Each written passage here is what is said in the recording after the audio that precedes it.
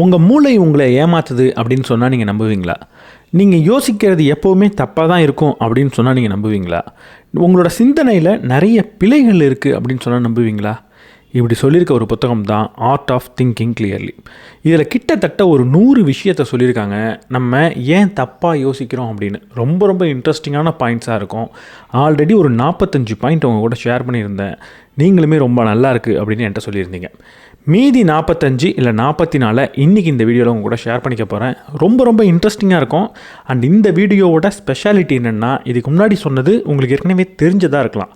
ஆனால் இதில் சொல்ல போகிற பாயிண்ட்ஸ் எல்லாம் புதுசாக இருக்கும், ரொம்ப இன்ட்ரெஸ்டிங்காக இருக்கும். கண்டிப்பாக உங்களோட சிந்தனையை இன்னும் மேம்படுத்தும். நம்ம சேனலுக்கு நீங்கள் புதுசாக இருந்தீங்கன்னா, நான் படிக்கிற புக்ஸோட சம்மரிஸ் அப்லோட் பண்ணுவேன். நான் படித்ததுலேயே எனக்கு ரொம்ப பிடிச்ச விஷயத்தை உங்கள்கிட்ட ஷேர் பண்ணிப்பேன். நான் படித்ததுலேயே நல்ல புக்ஸை உங்களுக்கு ரெக்கமெண்ட் பண்ணவும் செய்வேன். அதெல்லாம் உங்களுக்கு பிடிக்கும் அப்படின்னா நம்ம சேனலுக்கு சப்ஸ்கிரைப் பண்ணிவிட்டு பெல் பட்டனை ப்ரெஸ் பண்ணிவிடுங்க.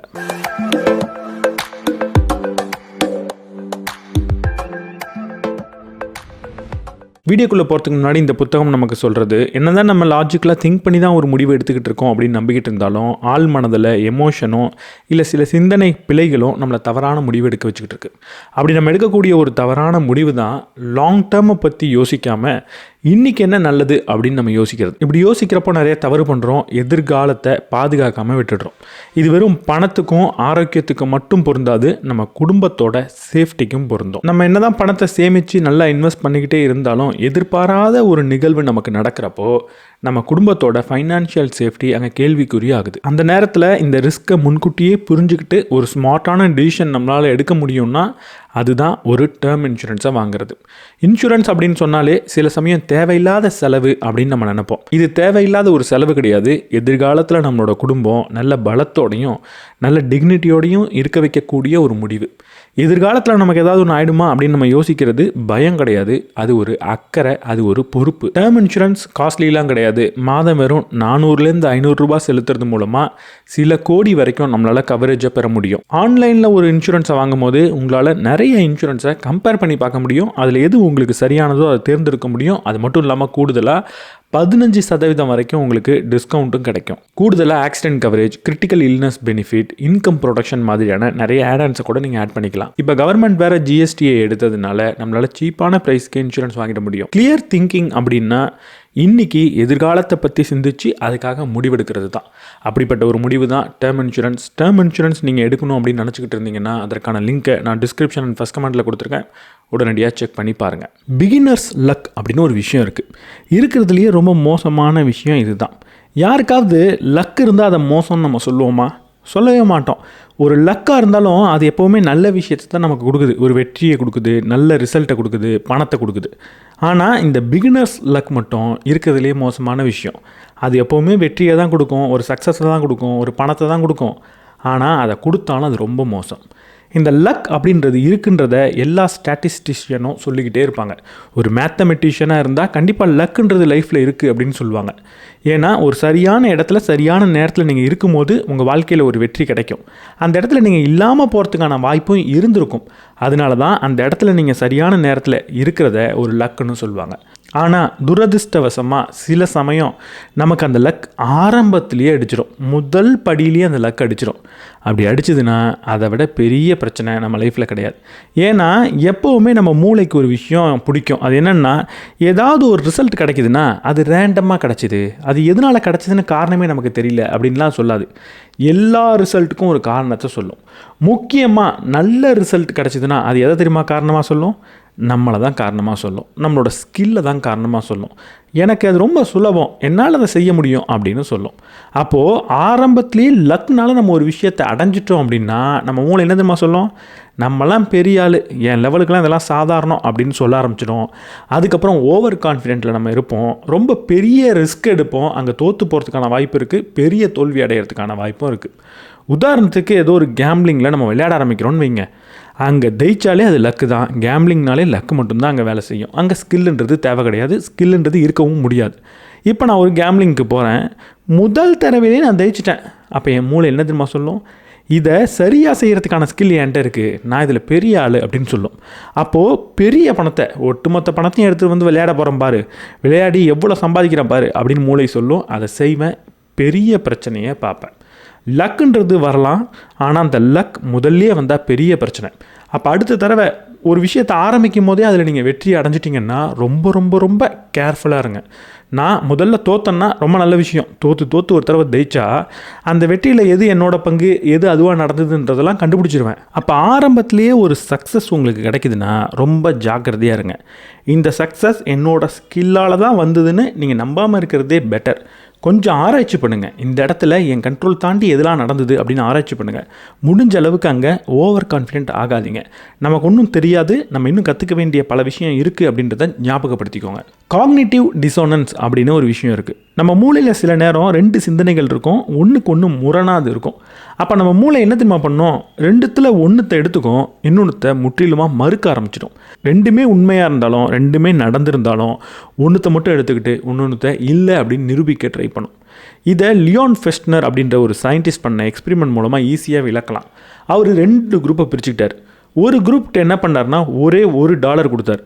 அந்த $1 கொடுத்துட்டு ஒரு மணி நேரம் போர் அடிக்கிற வேலையை செய்ய சொன்னார். இன்னொரு குரூப்கிட்ட என்ன பண்ணுறாருன்னா ஒரு $100 கொடுத்துட்டு இந்த $100 வச்சுக்கோங்க, 1 மணி நேரம் போர் அடிக்கிற ஒரு வேலையை செய்யுங்க அப்படின்னு சொல்கிறார். 2 பேருமே அந்த வேலையை செஞ்சு முடிச்சிட்டாங்க. இப்போ 2 குரூப்கிட்டையும் ஒரே ஒரு கேள்வி கேட்குறாரு. நீங்கள் செஞ்ச வேலை இன்ட்ரெஸ்டிங்காக இருந்ததா போரிங்காக இருந்ததா அப்படின்னு கேட்குறாங்க. யாரெல்லாம் தெரியுமா அந்த வேலை இன்ட்ரெஸ்டிங்காக இருந்ததுன்னு சொன்னாங்க? நம்ம பொதுவாக என்ன நினச்சிடுவோன்னா $100 வாங்கிட்டு வேலை செஞ்சாங்க, அப்போ அந்த வேலையை ரசித்து செஞ்சுருப்பாங்க, அப்போ அவங்க அதை இன்ட்ரெஸ்டிங்னு சொல்லுவாங்கன்னு நம்ம நினைப்போம். ஆனால் கிடையாது. அவங்க எல்லாரும் அது போரிங்கான வேலைன்னு சொல்லிட்டாங்க. ஆனால் $1 வேலை செஞ்சவங்க எல்லாரும், $1 வேலை செஞ்சவங்க எல்லாரும் அது ரொம்ப இன்ட்ரெஸ்டிங்காக இருந்ததுங்க, எனக்கு ரொம்ப பிடிச்சிருந்ததுங்க அப்படின்னு சொன்னாங்க. எதனால் அப்படி சொன்னாங்கன்ற விளக்கத்தை அவர் சொல்கிறாரு. அதுதான் காக்னிட்டிவ் டிசோனன்ஸ். $1 1 மணி நேரம் கடுமையாக உழைச்சதை அவங்களால ஏற்றுக்க முடியல. நான் $1 தான் வாங்கியிருக்கேன், ஆனால் ரொம்ப போரிங்கான விஷயத்தை செஞ்சுருக்கேனே அப்படின்னு மூளை பார்க்குது. $1 வாங்கிட்டு இதை செய்யக்கூடாது, அப்போ $1 நான் வாங்கிட்டேன்னா இதை பொய்ன்னு காட்டணும், அப்போது இது இன்ட்ரெஸ்டிங்காக இருக்குது அப்படின்னு காட்ட ஆரம்பிச்சிது. 2வது குரூப்புக்கு ஆல்ரெடி அவங்க $100 வாங்கிட்டாங்க. இப்போ 2வது விஷயத்தையும் அவங்களால உண்மை நம்ப முடியும். நான் $100 எதுக்கு வாங்கினது போரிங்கான வேலையை செய்கிறதுக்கு தானே, காசுக்கு தான் இதை செஞ்சேன் அப்படின்னு ஈஸியாக சொல்லிட்டு போனாங்க. இல்லை புரிகிற மாதிரி நமக்கு ரிலேட் ஆகிற மாதிரி ஒரு உதாரணம் சொல்லணும்னா, சில பேர் ஸ்மோக் பண்ணுவாங்க. ஸ்மோக் பண்ணுறது உடம்புக்கு கெடுதல் அப்படின்றது அவங்களுக்கு தெரியும். ஸ்மோக் பண்ணுறது ஒரு செயல், ஸ்மோக் பண்ணுறது கெடுதல்னு தெரிஞ்சது இன்னொரு எண்ணம். ஆனால் அவங்க ஸ்மோக் பண்ணுறாங்கன்ற உண்மை அவங்களுக்கு கிடச்சதுக்கப்புறம் இதை கூட வச்சுக்க முடியாது. அப்போ இதை பொய்யா மாற்றுறதுக்கு எல்லா விஷயத்தையும் அவங்க தேடுவாங்க. எங்கள் பாட்டிலாம் 95 வயசு வரைக்கும் சுருட்டு பிடிச்சாங்க தெரியுமா அப்படின்னு ஒரு கதையை சொல்லுவாங்க. இல்லை இன்னொரு உதாரணத்தை எடுத்துக்கோங்க. ஒரு ரொம்ப காஸ்ட்லியான ஒரு காரை நம்ம வாங்கிட்டோம்னு வச்சுக்கோங்க, நிறைய ரிசர்ச் பண்ணி வாங்கிட்டோம். இப்போ காரை வாங்கினதுக்கப்புறம் நம்ம பொதுவாக ஒன்று செய்வோம். நம்ம வாங்கின காரில் இருக்கிற நல்ல விஷயத்தை மட்டும்தான் சோஷியல் மீடியாவில் தேடி பார்ப்போம். நம்ம கார் ரிலேட்டட் போஸ்டெல்லாம் பார்ப்போம். ஆனால் அதுக்கு காம்படிட்டராக இன்னொரு கார் இருக்கும், அதோட விளம்பரத்தை கூட பார்த்துட மாட்டோம். எங்கடா அதை பார்த்து அந்த கார் பெட்டர்னு நமக்கு தெரிஞ்சிருமோ அப்படின்னு பயந்து அதை பார்க்காமலே அதை மறைச்சி வைப்போம், அதை தூரமாக எடுத்து வச்சுருவோம். இதுக்கு பேர் தான் காக்னிட்டிவ் டிசோனன்ஸ். 2 முரண்பட்ட சிந்தனைகள் இருக்கிறப்போ அதில் ஒன்றை உண்மைன்னு நம்ம எடுத்துக்கிட்டதுக்கப்புறம் இன்னொன்றுத்தை புறந்தள்ளிடுவோம், அதை ஏற்றுக்கவே மாட்டோம். இங்கே நம்ம புரிஞ்சிக்க வேண்டியது ஒன்று இருக்குது. இந்த காக்னிட்டிவ் டிசோனன்ஸ் நிறைய இடத்துல நடக்கும். அதுக்காக இதை அனுமதிக்கணுன்ற அவசியம் கிடையாது. 2த்தையும் எடை போட்டு பார்க்க நமக்கு தெரியணும். ஒன்று உண்மையாயிடுச்சு அப்படின்றதுக்காக இதுக்கு முரணான விஷயத்தை ஏற்றுக்க மறுக்கக்கூடாது. ரொம்ப சிம்பிளாக ஒரு விஷயம் செய்யுங்க. உங்கள் வாழ்க்கையில் உங்களுக்கு எதெல்லாம் பிடிக்குமோ, எதெல்லாம் உங்கள்கிட்ட இருக்கோ, எதெல்லாம் நீங்கள் நம்புறீங்களோ அதுக்கு எதிரான கருத்துக்களை தொடர்ந்து ரசித்து பாருங்கள். நானும் அப்படி தான். நான் யூடியூப்பில் நிறைய வீடியோஸ் பார்ப்பேன். அதில் முக்கால்வாசி நேரத்தில் என்னால் ஏற்றுக்க முடியாத வீடியோவை தான் உட்காந்து நான் பார்த்துக்கிட்டு இருப்பேன். எனக்கு ஒரு ஆக்டரை பிடிக்கும் அப்படின்னா அந்த ஆக்டரை குறை சொல்லி சில வீடியோஸ் வரும்ல, அதை உட்காந்து நான் பார்ப்பேன். அதை பார்க்கும்போது தான் நான் ரொம்ப என் ஆக்டர் மேலே கண்மூடித்தனமாக அவங்கள ஃபாலோ பண்ணுறேன்னா இல்லை உண்மையாக எனக்கு அவருக்கு ஓரளவுக்கு பிடிக்குமா அப்படின்றதெல்லாம் என்னால் ஆராய்ச்சி பண்ண முடியும். உங்களுக்கு பிடிச்ச விஷயத்துக்கு முரணான விஷயத்தை தொடர்ந்து பாருங்கள், கேளுங்க. பிகாஸ் ஜஸ்டிஃபிகேஷன் அப்படின்ற ஒரு விஷயம் இருக்குது. பிகாஸ் ஜஸ்டிஃபிகேஷன் அப்படின்னா ஏதோ ஒரு நபர்கிட்ட ஏதோ ஒரு வேலையை செய்யணும்னு நீங்கள் கேட்குறீங்க. அப்படி கேட்கும்போது சும்மா அந்த வேலையை செய்கிறீங்களா அப்படின்னு கேட்டிங்கன்னா அவங்க கட்டாயம் செய்ய மாட்டாங்க. ஆனால் அது கூட பிகாஸ் அப்படின்ற ஒரு வார்த்தையை ஆட் பண்ணிங்கனாலே போகிறோம், அந்த வேலையை அவங்க செய்கிறதுக்கான வாய்ப்பை நீங்கள் ரொம்பவே அதிகரிச்சுக்கலாம்.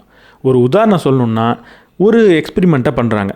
ஒரு க்யூவில் நிறைய பேர் ஒரு ஜெராக்ஸ் மிஷினுக்கு பக்கத்தில் நின்றுட்டு காப்பி எடுக்கணும்னு நின்றுக்கிட்டு இருக்காங்க.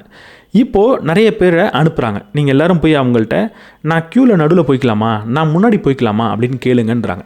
நிறைய பேர் போய் அந்த கேள்வியை கேட்டாங்க. ஆனால் யாருமே அந்த க்யூவை பாஸ் பண்ணுறதுக்கு அலோவ் பண்ணல. அடுத்து ஒரு சில பேர் அனுப்புகிறாங்க. அவங்கள்ட்ட என்ன தெரியுமா சொல்லி அனுப்புகிறாங்க, நான் இந்த க்யூவை கட் பண்ணிக்கலாமா, பிகாஸ் அதாவது இந்த க்யூவை நான் கட் பண்ணிக்கலாமா, ஏன்னா நான் ஒரு காப்பி எடுக்கணும் அப்படின்னு மட்டும் சொல்கிறாங்க. காரணம் ரொம்ப ரொம்ப மோசமானதாக இருக்குது. அங்கே இருக்கிற எல்லாருமே காப்பி எடுக்கிறதுக்காக தான் இருக்காங்க. ஆனால் ஜஸ்ட் பிகாஸ்ன்ற வார்த்தையை யூஸ் பண்ணுறதுக்காக, ஏன்னா அப்படின்ற ஒரு வார்த்தையை யூஸ் பண்ணுறதுக்காக, ஒரு காரணம் சொல்கிறதுக்காகவே அதையே ஒரு காரணமாக சொல்லி அனுப்புகிறாங்க. நான் அந்த க்யூவில் கொஞ்சம் முன்னாடி போய்க்கலாமா, ஏன்னா நான் கொஞ்சம் காப்பி எடுக்கணும் அப்படின்னு சொல்லி அனுப்புகிறாங்க. அப்படி சொல்லி கேட்ட பல பேரை முன்னாடி அனுமதிச்சாங்களாம். நான் முன்னாடி போய்க்கலாமான்னு கேட்டால் விடலை. நான் முன்னாடி போய்க்கலாமா ஏன்னா கொஞ்சம் காப்பி எடுக்கணும் அப்படின்னு கேட்டப்போ அவங்கள முன்னாடி விட்டாங்க. நம்ம மூளை அப்படி தான் வடிவமைக்கப்பட்டிருக்கு. எப்போ ஏதோ ஒரு நபர் நம்மக்கிட்ட ஒரு செயலை செய்ய சொல்லிவிட்டு அதை ஒரு காரணத்தோடு கேட்குறாரோ அப்போ அவர் நம்மள்ட்ட அடிபணிஞ்சு போகிறாருன்னு நம்ம நினைக்கிறோம். ஏன்னா கொஞ்சம் காப்பி எடுத்துக்கணும் அப்படின்னு சொல்கிறப்போ அடிபணிஞ்சு போகிற மாதிரி இருக்குது. அப்போது அவருக்கு நம்ம உதவணும். நம்ம அவரை விட கொஞ்சம் மேலே இருக்கோம், அவருக்கு நம்ம உதவ வேணாமா அப்படின்ற ஒரு எண்ணம் வந்து அவருக்கு உதவுறோம். அப்போ காரணம் என்னன்றதை கூட நம்ம மூளை பார்க்கறது இல்லை. டைரெக்டாக அவர் காரணத்தை சொல்கிறாரா, அப்போ அவர் நம்மளை மதிக்கிறாருப்பா, விட்டுருப்பா அப்படின்னு உடனடியாக முடிவெடுக்குது. இங்கே நீங்கள் 2 செய்யணும். உங்களுக்கு யார்கிட்டையாவது ஏதாவது வேலை ஆகணும் அப்படின்னா சும்மா போயிட்டு எனக்கு அந்த வேலையை செஞ்சு கொடுன்னு கேட்குறதுக்கு பதிலாக ஒரு காரணத்தை சொல்லுங்கள். அது சில சமயம் மோசமாக இருந்தால் கூட அவங்க செய்கிறதுக்கு வாய்ப்பு இருக்குது. 2வது, யாராவது உங்ககிட்ட ஏதோ ஒரு வேலையை வாங்குறாங்களா, அப்போ அவங்க சொல்கிற காரணத்தை கொஞ்சம் ஆராய்ச்சி பண்ணி பாருங்கள். சில சமயம் மோசமான காரணமாக இருக்கும், அப்போ கூட காரணம் சொன்னதுக்காக நீங்கள் அதை சரின்னு சொல்கிறதுக்கு வாய்ப்பு இருக்குது. டெசிஷன் ஃபேட்டிக் அப்படின்னு இருக்குது. முடிவெடுக்கிறதுல நமக்கு நிறைய சோர்வு வரும். அதுக்கு ரொம்ப முக்கியமான காரணம் வில் பவர் அப்படின்ற ஒரு விஷயம். வில் பவர்னால் என்ன, பல வீடியோவில் ரீசெண்டாக கூட சொல்லிக்கிட்டு இருக்கேன். நமக்கு முன்னாடி 2 பிளேட் இருக்குது. ஒரு பிளேட்டில் கேக் இருக்குது, இன்னொரு பிளேட்டில் வெஜிடபிள் இருக்குது. கேக் நமக்கு பிடிக்கும், வெஜிடபிள் நமக்கு பிடிக்காது. ஆனால் வெஜிடபிளை சாப்பிட்ணுன்னு ஆசைப்பட்றோம். இப்போது கேக்கை பார்த்தோன்னா மனசு எடுத்து சாப்பிடுன்னு சொல்லும், வெஜிடபிளை பார்க்கும்போது வேணாம் வேணாம் அப்படின்னு சொல்லும். அப்போது நீ சும்மா நான் வெஜிடபிள் தான் சாப்பிட போகிறேன் அப்படின்னு மனசை கட்டுப்படுத்திட்டு எடுக்கிறீங்கன்னா அந்த இடத்துல வில் பவர் தேவைன்னு அர்த்தம்.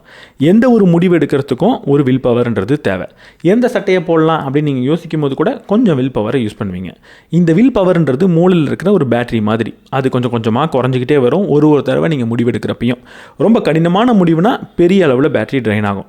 எப்போ இந்த பேட்டரி முழுமையாக ட்ரைன் ஆகிடுச்சோ அதுக்கப்புறம் வில் பவர் பயன்படுத்தி உங்களால் எந்த செயலையும் செய்ய முடியாது. டிஃபால்ட்டான செயலை தான் செய்வீங்க. ஒரு பரோல் பற்றின ஒரு எக்ஸாம்பிள் சொல்கிறாங்க. இஸ்ரேலோட கோர்ட்டில் ஜட்ஜெலாம் உட்காந்துருக்காங்க. பரோல் எப்படிலாம் கொடுக்குறாங்கன்ற ஒரு டேட்டாவை ஸ்டடி பண்ணுறாங்க. காலிலேருந்து சாயங்காலம் வரைக்கும் அவர் எப்படி பரோல் கொடுக்குறாருன்ற கிராஃபை பிளாட் பண்ணுறாங்க. காலைல வந்த உடனே அவர் நிறைய பரோலுக்கு எஸ் சொல்கிறாரு. ஓகே பரோலில் போயிட்டு வாங்க போங்க அப்படின்னு சொல்லிக்கிட்டே இருக்கார். மதியம் லஞ்சுக்கு முன்னாடி வர வர வர அவர் பரோல் கொடுக்கறது குறைய ஆரம்பிச்சிருச்சு. இல்லை பரோல்லாம் கிடையாதுன்னு சொல்ல ஆரம்பிக்கிறார். லஞ்ச் பிரேக் போயிட்டு சாப்பிட்டு வந்த உடனே நல்லா பரோல் கொடுக்குறாரு, எல்லாத்துக்கும் எஸ் சொல்கிறாரு, நிறைய எஸ் சொல்கிறார். திரும்ப ஈவினிங் வர வர வர வர அவர் பரோல் கொடுக்கறது குறையுது. எதனால? ஒரு ஜட்ஜோட டிஃபால்ட் ஸ்டேட் என்ன, நான் பரோல் கொடுத்துடக்கூடாது, ஒரு நிரபராதியை தேவையில்லாமல் நான் வெளியே அனுப்பிச்சிடக்கூடாது. அது ஒரு டிஃபால்ட் ஸ்டேட்டாக இருக்குது. அந்த டிஃபால்ட் ஸ்டேட்டாக அவர் வச்சுக்கிட்டு இருக்காரு. ஆனால் பரோல் கொடுக்கணுன்னா நிறைய டேட்டாவை ஸ்டடி பண்ணோம். இவனுக்கு பரோல் கொடுக்கலாமா வேணாமா, ஏன் கொடுக்கணும் அப்படின்ற சிந்தனைக்குள்ளே போகணும். அப்போ காலையில் வரும்போது மூளையில் பேட்டரி ஃபுல்லாக இருக்குது, சிந்திச்சு பார்த்து முடிவெடுத்து நீ பரோலில் போன்னு சொல்கிறார். அது கொஞ்சம் கொஞ்சமாக ட்ரைன் ஆகிடுது. மதியம் வரும்போது அந்த பேட்டரி ட்ரைன் ஆனதுனால டிஃபால்ட் முடிவை எடுத்துடுறாரு. பரோல் கொடுத்து எதுக்கு ரிஸ்க் எடுத்துக்கிட்டு, எதுக்கு டேட்டாவெல்லாம் படிச்சுக்கிட்டு, இல்லைன்னு சொல்லி தட்டி கழிச்சிடலான்னு தட்டி கழிக்கிறார். லஞ்ச் பிரேக் போயிட்டு ஒரு ரெஸ்ட் எடுத்துகிட்டு தூங்கிட்டு வந்த உடனே திரும்ப பேட்டரி ஃபுல்லாகுது. திரும்ப நல்ல முடிவு எடுக்கிறாரு. போக போக டிஃபால்ட் முடிவு எடுக்கிறார். இதை நம்ம புரிஞ்சுக்கிறது ரொம்ப ரொம்ப முக்கியமான விஷயம். ஏன்னா இந்த இடத்துல தான் நம்ம டிஃபால்ட் ஸ்டேட்டுன்றதை புரிஞ்சுக்கிட்டாகணும். நம்ம மூளையில் எப்போவுமே டிஃபால்ட் ஸ்டேட்டாக என்ன வச்சுருப்போம் அப்படின்னா நம்மளோட ஹேபிட்டை தான் வச்சுருப்போம். நல்ல நல்ல ஹேபிட்டை நீங்கள் டெவலப் பண்ணி வச்சுருந்தீங்கன்னா நீங்கள் வில் பவர் இல்லாத நேரத்துலையும் நல்ல முடிவை தான் எடுப்பீங்க. அது மட்டும் இல்லாமல் நிறைய வில் பவரை நீங்கள் விரயம் பண்ணக்கூடாது. என்ன சட்டை போடலாம் அப்படின்றத ரொம்ப நீங்கள் திங்க் பண்ணுன்ற அவசியம் கிடையாது. இப்போ என்னை பொறுத்த வரைக்கும் நான் எந்த சட்டை போடணுன்றதை யோசிக்கவே கிடையாது. டைரெக்டாக இந்த ஒரே ஒரு சட்டை எடுத்து போட்டுட்டு வந்து வீடியோ எடுத்துகிட்டே இருப்பேன். நான் போன வீடியோவில் அந்த சட்டை போட்டேன், இந்த வீடியோவில் வேறு போடணுமே, அப்போ ஒரே ஒரு சட்டை தான் இருக்குன்னு நினச்சிருவாங்களேன்ற கவலையே கிடையாது. ஒரு சட்டை தான் போட போகிறேன்னு முடிவாயிடுச்சு, அது ஒன்றத்தை போட்டுக்கிட்டே இருப்பேன். இந்த இடத்துல என்னால் வில் பவரை சேவ் பண்ண முடியும். இப்படி எங்கெல்லாம் தேவையில்லையோ அங்கெல்லாம் வில் பவரை குறைங்க. உங்கள் லைஃப்பை கொஞ்சம் சிம்பிளிஃபை பண்ணுங்கள். நிறைய முடிவுகள் எடுக்கிற மாதிரி வச்சுருக்காதீங்க. அது நல்ல முடிவுகள் எடுக்கிறதுக்கு உங்களுக்கு உதவியாக இருக்கும். ரிஸ்க் காம்பன்சேஷன் என்ன தெரியுமா? நம்ம லைஃப்பில் ஏதாவது ஒரு விஷயத்தை செய்கிறோம், அந்த விஷயம் சேஃப்னு நமக்கு தெரிஞ்சால் அந்த சேஃப்டியை காம்பன்சேட் பண்ணுறதுக்காக நம்ம அதிகமாக ரிஸ்க் எடுப்போமா. அதாவது லைஃப்பில் பொதுவாக ஒரு இடம் சேஃபாக இல்லைன்னா அங்கே நம்ம பெருசாக ரிஸ்க் எடுக்க மாட்டோம், ஓரளவுக்கு சேஃபாக இருப்போம். இப்போது அந்த இடத்த இன்னும் கொஞ்சம் சேஃப் ஆக்கிட்டோம். அப்போ நம்ம என்ன செய்யணும்? இந்த இடம் இன்னும் சேஃப் ஆகிடுச்சு, அப்போ நம்ம அப்படியே இருந்துக்கலாம்னு யோசிக்கிறது கிடையாது. இது இன்னும் சேஃப் ஆகிடுச்சுல, அப்போ நம்ம நிறைய ரிஸ்க் எடுப்போம் அப்படின்னு யோசிக்கிறது. புரிகிற மாதிரி சொல்லணுன்னா ஒரு காரை நம்ம டிசைன் பண்ணுறோம். அந்த காரை சும்மா ஒருத்தவர்கிட்ட விற்றோன்னு வைங்களேன், அவர் அந்த காரை வாங்கிப்பார், ரொம்ப பார்த்து ஓட்டுவார். இப்போ அந்த காரை விற்கும் போது அதில் நிறைய சேஃப்டி ஃபீச்சரை நான் ஆட் பண்ணுறேன். ஆட் பண்ணிவிட்டு சேஃப்டி ஃபீச்சர்லாம் ஆட் பண்ணியிருக்கேங்க, இது நல்ல சேஃபான கார்னு சொல்லி கொடுத்தா அப்போ என்ன நடக்கணும்? அந்த மாதிரி காரால் நடக்கக்கூடிய விபத்துன்றது குறையணும். பொதுவாக நார்மல் காரில் எவ்வளோ விபத்து நடக்குதோ அதை விட இந்த சேஃபான காரில் விபத்து குறையணும். கரெக்டாக? ஆனால் குறையிறது இல்லை அப்படின்னு ஒரு ஷாக்கிங்கான டேட்டா சொல்லுது. எதனால தெரியுமா? இது சேஃபான காருங்க அப்படின்னு சொல்லி கொடுத்ததுக்கப்புறம் டிரைவர் என்ன தெரியுமா திங்க் பண்ணுறாங்க, இதான் சேஃபான காராச்சே, இதை கொஞ்சம் ஜாலியாக வேகமாக ஓட்டுவோம் அப்படின்னு அந்த சேஃப்டியை காம்பன்சேட் பண்ணுற அளவுக்கு ரிஸ்க் எடுத்துகிட்டு போயிடுறாங்க. அப்போது ஓவராலாக பார்க்குறப்போ ஆக்சிடென்ட் நடக்கிறதுக்கான வாய்ப்புன்றது அப்படியே இருக்குது. அதனால் அதே மாதிரி ஆக்சிடென்ட் நடக்குது. ரோட்டில் வேகமாக பைக்கில் போகிறாங்கல்ல, அவங்களெல்லாம் பிடிச்சிட்டு வந்து நிப்பாட்டுங்க. ஒரு ஸ்லோவாக போகிறவங்களையும் கூட்டிகிட்டு வந்து நிப்பாட்டுங்க. 2 பேரையும் சஃபில் பண்ணிவிடுங்க. இப்போ நீங்கள் ஜஸ்ட் கேளுங்க, உங்களில் யார் சூப்பராக பைக் ஓட்டுவீங்க, கை தூக்குங்க அப்படின்னு சொன்னால் வேகமாக ஓட்டுறவங்க தான் கையை தூக்குவாங்க. அது உண்மையும் கூட. ஏன்னா நான் நல்லா ஓட்டுவேன், நான் சேஃபாக தான் இருக்கேன் அப்படின்னு ஃபீல் பண்ண உடனே வேகமாக போகலான்னு ஒரு ரிஸ்க் எடுக்க ஆரம்பிச்சிடுறேன். எங்கே சேஃப்டி அதிகரிக்குதோ அங்கே அதிகமாக ரிஸ்க் எடுக்கணும் அப்படின்னு நம்ம மூளை நமக்கு சொல்லும். இதை புரிஞ்சு வச்சுக்கிட்டிங்கன்னா அடுத்த தடவை தேவையில்லாத ரிஸ்க் எடுக்க மாட்டீங்க. சேஃப்டி இருக்குன்னு இருக்கிறதுக்காகலாம் நிறைய ரிஸ்க்கை நீங்கள் எடுக்க மாட்டீங்க. ரிஸ்க் எடுக்க வேண்டிய இடத்துல மட்டும் எடுப்பீங்க. இப்படி தேவையில்லாத ரிஸ்க்கை குறைச்சிப்பீங்க. Contagion bias.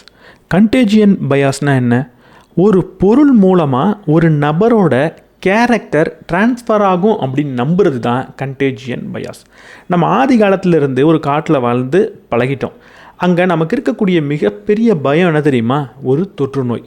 அதனாலேயே பல விஷயங்கள் எது மூலமாலாம் டிரான்ஸ்ஃபர் ஆகும் அப்படின்னு நம்ம நினச்சி பயந்துக்கிட்டே இருந்தோம். அது கேரக்டருக்கும் இப்போ பொருந்தி போக ஆரம்பிச்சிருச்சு. ஒரு கேரக்டரும் இப்படி தொற்று நோய் மாதிரி பரவும் அப்படின்னு நம்ம மூளை நம்ப ஆரம்பிச்சிருக்கு. அப்படி நம்பிக்கிட்டே தான் இருக்குது காலங்காலமாக. இப்போ இந்த ஆத்தர் ஒரு சின்ன கேள்வியை கேட்குறார். ஹிட்லர் போட்டுக்கிட்டு இருந்த ஸ்வெட்டரை கலட்டி உங்கள்கிட்ட கொடுத்தா நீங்கள் போட்டுப்பீங்களா அப்படின்னு கேட்குறார். நம்மள பல பேர் வேணாம் அப்படின்னு சொல்லுவோம். ஏன்னா அது ஹிட்லர் போட்டதுப்பா, அவர் எவ்வளோ பெரிய மோசமான ஆள், அவரோட எடுத்து நான் அப்படி போட்டுக்க முடியும் அப்படின்னு நம்ம யோசிப்போம். ஹிட்லரோட கேரக்டர் ஏதோ அந்த ஸ்வெட்டர் மூலமாக நமக்கு வந்துடும் அப்படின்னு நம்ம பயப்படுறோம்ல. இல்லை, நம்ம ஊரில் உங்களுக்கு பிடிக்காத ஐடியாலஜியில் இருக்கிற ஏதாவது ஒரு தலைவர் எடுத்துக்கோங்க. ஏதாவது ஒரு தலைவரை உங்களுக்கு பிடிக்காதுல்ல, அவரோட ஐடியாலஜி எனக்கு பிடிக்கல அப்படின்னு சொல்கிறீங்கல்ல, அந்த தலைவர் கொடுக்கக்கூடிய ஏதாவது ஒரு பொருளை வெளிப்படையாக நீங்கள் வச்சுக்கிட்டு போவீங்களா? போக மாட்டீங்க.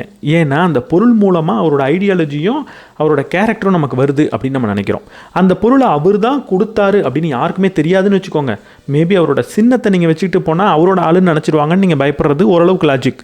அவர் ஒரு பொருள் கொடுக்குறாரு, அந்த பொருள் அவர் தான் கொடுத்தாருன்னு உங்களுக்கு யாருக்குமே தெரியாது. அப்போ அந்த பொருளை வச்சுப்பீங்களா அப்படின்னு பார்த்தா நிறைய பேர் வச்சுக்கிறது இல்லை.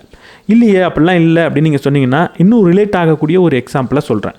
உங்களுக்கு ரொம்ப பிடிச்ச நபர் எடுத்துக்கோங்களேன். ஒரு பெரிய ஃபேவரேட்டான ஒரு ஆக்டராக இருக்கட்டும், ஒரு ஸ்போர்ட்ஸ்மேனாக இருக்கட்டும். அவரோட பொருளை உங்கள்கிட்ட கொடுத்தா அதை எவ்வளவு ரசித்து நீங்கள் எடுத்துக்கிறீங்க? ஒரு ஸ்போர்ட்ஸ்மேன் அவரோட டிஷர்ட்டையோ கேப்பையோ கலட்டி உங்கள்கிட்ட கொடுத்தா அது எவ்வளவு விலை மதிப்பான ஒரு பொருளாக நம்ம எடுத்துக்கிறோம். ஒரு டிஷர்ட்ன்றது எப்போவுமே டிஷர்ட் தான். ஆனால் நமக்கு பிடித்த நபர் அதை போட்டுட்டு கொடுத்தா அதோட வேல்யூ மாறுறதா நம்ம நினைக்கிறோம்ல, அதுதான் கண்டேஜியன் பயாஸ். ஏதாவது ஒரு பொருள் மீது அளவுக்கு அதிகமான ஆசை வருது, இல்லை ஒரு நெகட்டிவான ஒப்பீனியன் வருதுன்னா யோசிச்சு பாருங்கள், இந்த கண்டேஜியன் பயாஸ் அங்கே ஒர்க் ஆகுதா அப்படின்னு. இந்த ஆவரேஜ் அப்படின்னு ஒரு வார்த்தை இருக்குல்ல, ஆவரேஜாக இந்த ஊரில் இப்படி இருக்காங்க, ஆவரேஜாக இந்த ஊரில் இவ்வளோ பேர் படிச்சிருக்காங்க அப்படின்னு சொல்கிற ஒரு நம்பரை பெருசாக நீங்கள் நம்பிடவே கூடாது. இந்த ஆவரேஜ்ன்றது ஒரு நல்ல நம்பரே கிடையாது. அது எப்போவுமே ஒரு நல்ல டேட்டாவை காட்டுறதே கிடையாது. ஏன்னா ஒரு பெரிய குரூப்பை நீங்கள் எடுத்துக்கிட்டிங்கன்னா அதில் ஒரு எக்ஸ்ட்ரீமான மனிதர்கள் நிறைய பேர் இருப்பாங்க. அந்த எக்ஸ்ட்ரீமான மனிதர்களையும் உள்ளே போட்டு ஒரு ஆவரேஜ் எடுத்திங்கன்னா அவங்க இந்த ஆவரேஜை ரொம்பவே மாற்றி விட்டுடுவாங்க. ஒரு உதாரணத்துக்கு இந்தியாவோட ஆவரேஜான இன்கம் என்ன தெரியுமா அப்படின்னு நம்ம எடுத்தோன்னா அது ஒரு ரியலிஸ்டிக் டேட்டாவே கிடையாது. ஏன்னா இந்தியாவில் ஒரு டாப் 5% பீப்புளை மட்டும் எடுங்களேன், அவங்களோட சம்பளம் எவ்வளவு இருக்கும், எவ்வளவு கோடிகள் இருக்கும். அதையும் தூக்கி உள்ளே போட்டு மீதி இருக்கிற 95% பேருக்கும் ஆவரேஜ் பண்ணி விட்டிங்கன்னா அது யாரோட டேட்டாவை காட்டுது? யாரோட டேட்டாவையும் காட்டாது. எப்போவுமே ஏதாவது ஒரு நம்பர் ஆவரேஜ் அப்படின்னு உங்களுக்கு தெரியுதுன்னா இதுதான் ஆவரேஜ், இந்த குரூப்புக்கு இதுதான் ஆவரேஜ், ஆவரேஜான சக்ஸஸ் ரேட் இதுதான் இந்த மெடிசினுக்கு, ஆவரேஜாக இந்த ஹாஸ்பிட்டல் இந்த மாதிரியான நல்ல ஒரு பேரை வச்சுருக்கு, இந்த ஒரு டியூஷன் சென்டர்ன்றது இந்த மாதிரி சக்ஸஸ் ரேட்டை ஆவரேஜாக வச்சுருக்கு அப்படிலாம் சொன்னால் நீங்கள் இந்த ஆவரேஜை ரொம்ப ஆராய்ச்சி பண்ணி பார்க்கணும். ஆவரேஜ்னு சொல்லிட்டாலே கொஞ்சம் கவனமாக நிறைய ஆராய்ச்சிகளை நீங்கள் பண்ணணும். இந்த ஆவரேஜை பற்றியே இன்னொரு அழகான ரொம்ப இன்ட்ரெஸ்டிங்கான ஒரு ஃபேக்டரை சொல்கிறேன். வில் ராஜர் ஃபினாமினான் அப்படின்னு சொல்லுவாங்க. வில் ராஜர் அப்படின்ற ஒரு ஆக்டர் ஒரு ஊர்லேருந்து இன்னொரு ஊருக்கு போகிறாரு. அதாவது ஓக்லஹோமாலேருந்து கலிஃபோர்னியாவுக்கு ஒரு மூவ் ஆகிறார். அவர் மூவ் ஆகும்போது 2 ஊரோட ஆவரேஜ் ஐக்யூவும் அதிகரிச்சு தான். இது எப்படி நடக்க முடியும்? ஒரு ஊர்லேருந்து இன்னொரு ஊருக்கு அவர் போயிட்டார். இந்த ஊருக்கு போனதுக்கப்புறம் இந்த ஊரோட ஆவரேஜ் ஐக்யூ அதிகமாகுது. அப்போ இந்த ஊரோட ஆவரேஜ் ஐக்யூன்றது குறையணும்ல. அதாவது இந்த ஊரில் இருக்கிற ஒன்று எடுத்து இந்த ஊரில் நான் வச்சுட்டேன். அப்போ இந்த ஊரில் அதிகரிச்சுதுன்னா இங்கே குறையணும்ல. 2 ஊர்லேயும் எப்படி அதிகரிச்சுது? இங்கே தான் ஒரு ஃபேக்டர் இருக்குது. இதனால தான் ஆவரேஜை நம்ம நம்பக்கூடாது. இப்போ புரிகிற மாதிரி சிம்பிளாக சொல்கிறேன். முதல் ஊரில் அவர் இருக்கார். இந்த ஊரோட ஆவரேஜ் ஐக்யூ பார்த்திங்கன்னா 200 அப்படின்னு வச்சுக்கோங்க. இப்போ அவர் இந்த ஊர்லேருந்து 2வது ஊருக்கு போகிறார். 2வது ஊரோட ஆவரேஜ் ஐக்யூ 100ன்னு வச்சுக்கோங்க. இப்போ இவரோட ஐக்யூ என்னன்னு பார்த்தா 150. அதாவது முதல் ஊரோட ஆவரேஜ் ஐக்யூ 200, இவரோடது அதை விட கம்மி 150. இப்போ அவரை வெளியே எடுத்துட்டிங்கன்னா அந்த ஊரோட ஆவரேஜ் அப்படின்றது அதிகரிக்கும். ஏன்னா ஆவரேஜை விட அவர் கம்மியாக இருந்தார். அப்போ அவரை வெளியே எடுத்துட்டிங்கன்னா அந்த ஆவரேஜ்ன்றது அதிகரிக்கும். இப்போ 150ன்றது இந்த 2வது ஊரை விட கொஞ்சம் அதிகம். இந்த ஊருக்கு அது கம்மி, இந்த ஊருக்கு அதிகம். இப்போ இவரை தூக்கி இங்கே போட்டிங்கன்னா 100 இருந்த ஐக்யூன்றது அவர் 150ன்றதுனால கொஞ்சம் அதிகரிக்கும். அப்போ 2 ஊரோட ஆவரேஜும் அதிகரிச்சுது. இதை தான் வில் ராஜர் ஃபினாமினான் அப்படின்னு சொல்லுவாங்க. லைஃப்பில் எப்போவுமே இந்த ஆவரேஜ்னு ஒன்று சொன்னால் கொஞ்சம் ஆழமாக கவனிக்கணும். ஏன்னா அது ஒரு மாய நம்பர் மாதிரி. அதை எப்படி வேணாலும் மேனிப்புலேட் பண்ணி காட்டிக்க முடியும். இப்போ 2 குரூப் இருக்குது, 2 சர்ஜரி பண்ணியிருக்காங்க அப்படின்னா 2தோட ஆவரேஜையும் அதிகரிக்க முடியும் ஒரு சின்ன சேஞ்ச் பண்ணுறது மூலமாக. மெடிக்கல் டிபார்ட்மெண்ட்டில் இந்த மாதிரி சின்ன சின்ன நம்பர் சேஞ்சை பண்ணி நிறைய வித்தியாசமான ஃப்ரேமிங்கை பண்ணுவாங்க. போன வீடியோவில் ஃப்ரேமிங்னா என்னன்னு சொல்லியிருந்தேன். அந்த ஃப்ரேமிங்க்கு இந்த ஆவரேஜ்ன்றது ரொம்ப சுலபமாக இருக்கும். அதனால தான் பல போர்டில் ஆவரேஜ்னு இருக்கும், இல்லை பர்சன்டேஜ்னு இருக்கும். அது எல்லாமே இந்த மாதிரி டெக்னிக் தான். மோட்டிவேஷ்னல் க்ரௌடிங் அப்படின்ற ஒரு விஷயம் இருக்குது. மோட்டிவேஷ்னல் க்ரௌடிங்னா ஒருத்தவரை மோட்டிவேட் பண்ணலான்னு சில இன்சென்டிவை நீங்கள் கொடுப்பீங்க, சில போனஸை கொடுப்பீங்க, சில பரிசுகளை கொடுப்பீங்க. அதை கொடுத்ததுக்கப்புறம் அவர் மோட்டிவேட் ஆவார். ஆனால் அதனாலேயே திரும்ப டீமோட்டிவேட் ஆவார். இது என்னடா அது வித்தியாசமாக இருக்கே அப்படின்னு கேட்டிங்கன்னா ரொம்ப சிம்பிள். என்னோடய உதாரணத்தையே சொல்கிறேன். நான் ஒரு 7 வருஷமாக இப்படி புக் சம்மரி பண்ணிக்கிட்டு இருக்கேன், யூடியூப்பில் பேசிக்கிட்டு இருக்கேன். ஒரு முதல் 5 வருஷத்தை எடுத்து பார்த்திங்கன்னா நான் சம்பாதிக்கவே கிடையாது. எனக்கு சம்பளம் வரும் வராது அப்படிலாம் நான் யோசிச்சதே கிடையாது. இது ஒரு ஹாபி. என்கிட்ட இருக்கிற பணத்தை வச்சு கேமரா வாங்கி என்கிட்ட இருக்கிற பணத்தை வச்சு லைட்லாம் செட்டப் பண்ணி நான் வீடியோ போட்டுக்கிட்டு இருந்தேன். அதை பல தடவை உங்கள்கிட்ட சொல்லியிருக்கேன். உங்களுக்கும் பல பேருக்கு தெரியும், ஆரம்பத்துலேருந்து என்னை ஃபாலோ பண்ணுறவங்களுக்கு. இப்போ கடந்த 2 வருஷமாக இதுலேருந்து எனக்கு இன்கமும் வர ஆரம்பிச்சிருச்சு. இப்போது இந்த இன்கம் என்ன மோட்டிவேட் பண்ணிக்கிட்டு இருக்குது. ஒரு காலத்தில் இன்கமே இல்லாமல் எனக்கு பிடிச்சிருக்கு அப்படின்றதுக்காக நான் பண்ணிக்கிட்டு இருந்தேன். என்னோட உள்ளேருந்து எனக்கு ஒரு மோட்டிவேஷன் வந்துக்கிட்டு இருந்துச்சு. எந்த எதிர்பார்ப்பும் இல்லை, ஏதோ பண்ணுவோம் அப்படின்னு பண்ணிக்கிட்டு இருந்தேன். இப்போ பணம்ன்றது எனக்கு வந்துருச்சு. இப்போ நாளைக்கே எனக்கு எந்த பணமும் வராதுப்பா, யூடியூப்பில் இன்கம்லாம் கிடையாது, வேணா வீடியோ போட்டுக்க அப்படின்னு சொல்லிட்டா நான் உடனடியாக என்ன யோசிப்பேன்? ஏண்டா எனக்கு மாதம் ஒரு பணம் வந்துக்கிட்டு இருந்துச்சு, அது வரல, நான் எதுக்குடா வீடியோ போடணும் அப்படின்னு யோசிப்பேன். ஆக்சுவலாக நான் மோட்டிவேட்டடாக தான் இருந்தேன். எனக்கு எதுவுமே வேணாம், நான் வீடியோ போடுறேன்னு சொல்லிக்கிட்டு இருந்தேன். எப்போ எனக்கு பணத்தை கொடுத்து மோட்டிவேட் பண்ணிங்களோ அந்த பணமே நான் டீமோட்டிவேட் பண்ண ஆரம்பிச்சிருச்சு. அது வரலன்னா நான் பண்ண மாட்டேன் அப்படின்னு சொல்கிற நிலைமைக்கு கூட்டிகிட்டு போயிடுச்சு. அப்போ இங்கே நம்ம என்ன செய்யணும்? நான் என்ன தெரியுமா செய்கிறேன்? நான் அடிக்கடி எனக்கு நானே சொல்லிப்பேன், இந்த பணமே வரலனாலும், எந்த ப்ரொமோஷனும் வரலனாலும் வீடியோவை தொடர்ந்து போட்டுக்கிட்டே இரு, அது உனக்கு பிடிக்கும் அப்படின்னு எனக்கு நானே ஞாபகப்படுத்திக்கிட்டே இருப்பேன். ஒரு நல்ல ஒரு பணத்தை சம்பாதிச்சு சேமித்து வச்சுட்டு சும்மா லைஃப்பில் ஜாலியாக வீடியோ போடணும், அதுதான் நம்மளோட ரிட்டையர்மெண்ட்டுப்பா அப்படின்னு எனக்கு நானே சில சமயம் ஞாபகப்படுத்திப்பேன். இப்படி பணத்தை உங்கள் வேலையிலேருந்து கொஞ்சம் டிட்டாச் பண்ணிவிடுங்க. பணத்துக்காக இந்த வேலை செய்யலைன்றதை ஞாபகப்படுத்திக்கிட்டே இருங்க. இல்லைனா எப்போ பணம் வருதோ அப்போது அது உங்களை டிமோட்டிவேட் பண்ணுறதுக்கான வாய்ப்பு இருக்குது. ட்வாடில் டெண்டன்சி அப்படின்னு ஒன்று சொல்லுவாங்க. ட்வாடில் டெண்டன்சினா நான் ஏதாவது பேசியே ஆகணும் அப்படின்னு நமக்கு தோன்ற ஒரு விஷயம். ஒரு மீட்டிங் ஹாலில் இருக்கும், எல்லாரும் அவங்களோட பாயிண்ட்டை சொல்லி முடிச்சுட்டாங்க, மீட்டிங்கே முடிய போகுது, நம்ம ஒன்றுமே சொல்லியே ஏதாவது சொல்லணுமே அப்படின்னு நினச்சி ஏதாவது சொல்லுவோம்ல, அதுதான் ட்வாடில் டெண்டன்சி. இதை நீங்கள் எக்காரணத்தை கொண்டும் செய்யக்கூடாது. இப்படி தேவையில்லாத விஷயத்த சொன்னால் ஒன்று எல்லாரோட நேரமும் வீணாகும், ரெண்டாவது உங்களுக்கு ஒன்றுமே தெரியலன்றது எல்லாருக்கும் தெரியும். ஒன்றுமே தெரியலன்றது பிரச்சனை கிடையாது, ஆனால் ஒன்றுமே தெரியாமலேயும் இவன் ஏதாவது பேசுவான்ப்பா அப்படின்ற ஒரு இமேஜை உருவாக்கும். அது என்றைக்குமே நீங்கள் செய்யக்கூடாது. இது உள்ளேருந்து வரக்கூடிய ஒரு உந்துதல். ஆனால் இந்த நேரத்தில் நீங்கள் என்ன தெரியுமா செய்யணும்? எல்லோரும் பேசி முடித்ததுக்கப்புறம் நீங்கள் பேசின எல்லாமே எனக்கு நிறைய புது பாயிண்ட்டை கொடுத்தது, நான் நிறைய புது விஷயத்தை கற்றுக்கிட்டேன், நீங்கள் பேசின அந்த விஷயத்தோடு நானும் ஒத்து போகிறேன், நீங்கள் சொன்னதை நான் ஏற்றுக்கிறேன், இதுக்கு மேலே எனக்கு புதுசாக சொல்கிறதுக்கு எதுவும் இல்லை அப்படின்னு சொல்லி பழகணும். இப்படி சொன்னீங்கன்னா கான்ஃபிடென்ட்டாகவும் தெரிவிங்க, அதே நேரத்தில் தெரியாமல் எதையோ உளர்ற மாதிரியும் இருக்காது. இல்லை ரொம்ப சிம்பிளாக எனக்கு ஒன்றுமே தெரியலன்னு சொல்கிறது தப்பு கிடையாது. எனக்கு தெரியலங்க, இதை பற்றி நான் இன்னும் கற்றுக்கணும், இன்னும் படிக்கணும் அப்படின்னு சொன்னாலே அது கான்ஃபிடென்ட்டாக தான் இருக்கும். தெரியாமல் வளர்றதை விட இது ரொம்ப ரொம்ப பெட்டர். Information bias. இன்ஃபர்மேஷன் பயாஸ்னால் நிறைய இன்ஃபர்மேஷன் நல்ல டெசிஷன் எடுக்கிறதுக்கு உதவும் அப்படின்னு நினைக்கிறது. என்கிட்ட எவ்வளவு இன்ஃபர்மேஷன் இருக்கோ அவ்வளவு சிறந்த முடிவுகளை நான் எடுப்பேன் அப்படின்னு நம்பிக்கிட்டு இருக்கிறது. உண்மையாக அப்படி கிடையவே கிடையாது. இந்த ஆத்தர் என்ன சொல்கிறாருன்னா, உங்களுக்கு ஒரு எதிரி இருக்கான்னா அந்த எதிரிகிட்ட நிறைய இன்ஃபர்மேஷனை கொடுத்து விடுங்க அப்படின்னு சொல்கிறார். ஏன்னா நிறைய இன்ஃபர்மேஷன் இருந்தால் அவனால் நல்ல முடிவே எடுக்க முடியாது, வாழ்க்கையே சீரழிஞ்சு போகும் அப்படின்ற அளவுக்கு இவர் சொல்கிறார். யோசிச்சு பாருங்களேன், ஒரு டாக்டர்கிட்ட போகிறீங்க, போயிட்டு நிறைய இன்ஃபர்மேஷனை கொடுக்குறீங்க. டாக்டர் தலை லைட்டாக வலிக்கிற மாதிரி இருக்குது, அதே நேரத்தில் சுற்றுற மாதிரியும் இருக்குது, வலதுபுறமாகவே சுற்றிக்கிட்டு இருக்குது, கண் ஒரு மாதிரி கிறுக்கிறுன்னு இருக்குது, மூக்குக்கு நடுவில் ஒரு பாம்பு ஓடுற மாதிரியே ஏதோ இருக்குது டாக்டர், தொண்டை கவுது, வயிற்றுக்கு மேலே ஏதோ உருண்டையாக ஓடுற மாதிரியே ஒரு ஃபீல் ஆகுது டாக்டர், காது ரெண்டும் கீன்னு கேட்டுட்டு இருக்கு. இப்படி சொன்னீங்கன்னா அவர் உங்களுக்கு என்ன நோய் இருக்குன்னே கண்டுபிடிக்க மாட்டார், ஏதாவது ஒரு மாத்திரையை போட்டு விட்டுருவார். எப்போவுமே என்ன இன்ஃபர்மேஷன் கொடுக்கணுமோ அந்த இன்ஃபர்மேஷனை மட்டும்தான் கொடுக்கணும். ஒரு ரெஸ்யூமேவை அப்டேட் பண்ணி ஒரு வேலைக்கு அப்ளை பண்ணுறீங்கன்னா உங்களுக்கு தெரிஞ்ச எல்லா விஷயத்தையும் 10 பக்க கட்டுரை மாதிரி எழுதிட்டு போய் கொடுத்தீங்கன்னா அவர் வாங்கி படிக்க கூட மாட்டாங்க, தூக்கி ஓரமாக வச்சுருவாங்க. இந்த இன்ஃபர்மேஷன் அப்படின்றது, இந்த கம்யூனிகேஷன் அப்படின்றது ஒரு கம்யூனிசம் மாதிரி. எவ்வளவு கொடுக்கணுமோ எவ்வளவு தேவையோ அவ்வளோதான் எடுத்துக்கணும், அதுக்கு மேலே நமக்கு தேவையில்லைன்னு எடுத்து ஓரமாக வச்சிடணும். சிம்பிள் லாஜிக் லைஃப்பில் ரொம்ப ரொம்ப முக்கியமான விஷயம் இது. சிம்பிள் லாஜிக்கை ஃபாலோ பண்ணுங்கள். நம்ம என்ன நினச்சிட்றோன்னா, உட்காந்து பயங்கரமாக கணக்கு போட்டு ஒரு எக்ஸல் ஷீட்டில் போட்டு பல கிராஃபை ஒரு 5-6 மானிட்டர் வச்சு பார்த்து ஒரு முடிவெடுத்தால் அது பயங்கரமாக வந்துடும் அப்படின்னு நம்ம நினைக்கிறோம். ஆனால் அப்படி அது வரவே வராது. லைஃப்பில் எப்போவுமே நல்ல முடிவு வேணும்னா லாஜிக்கை சிம்பிளாக வச்சு பேசிக்காக வச்சு நீங்கள் முடிவெடுத்தால் மட்டும்தான் நடக்கும். நிறைய இன்ஃபர்மேஷன் எப்படி பிரச்சனையோ அதே மாதிரி தான் காம்ப்ளெக்ஸ் லாஜிக்கும் பிரச்சனை. ஏன்னா அது ரெண்டுமே கிட்டத்தட்ட ஒத்து போகிற மாதிரி தான். நிறைய இன்ஃபர்மேஷனை போட்டு காம்ப்ளெக்ஸாக ஒன்றத்தை குக் பண்ணி அதுலேருந்து ஒரு முடிவு எடுக்கிறத விட சிம்பிளான பேசிக்கான முடிவை எடுத்துகிட்டு போயிடணும்.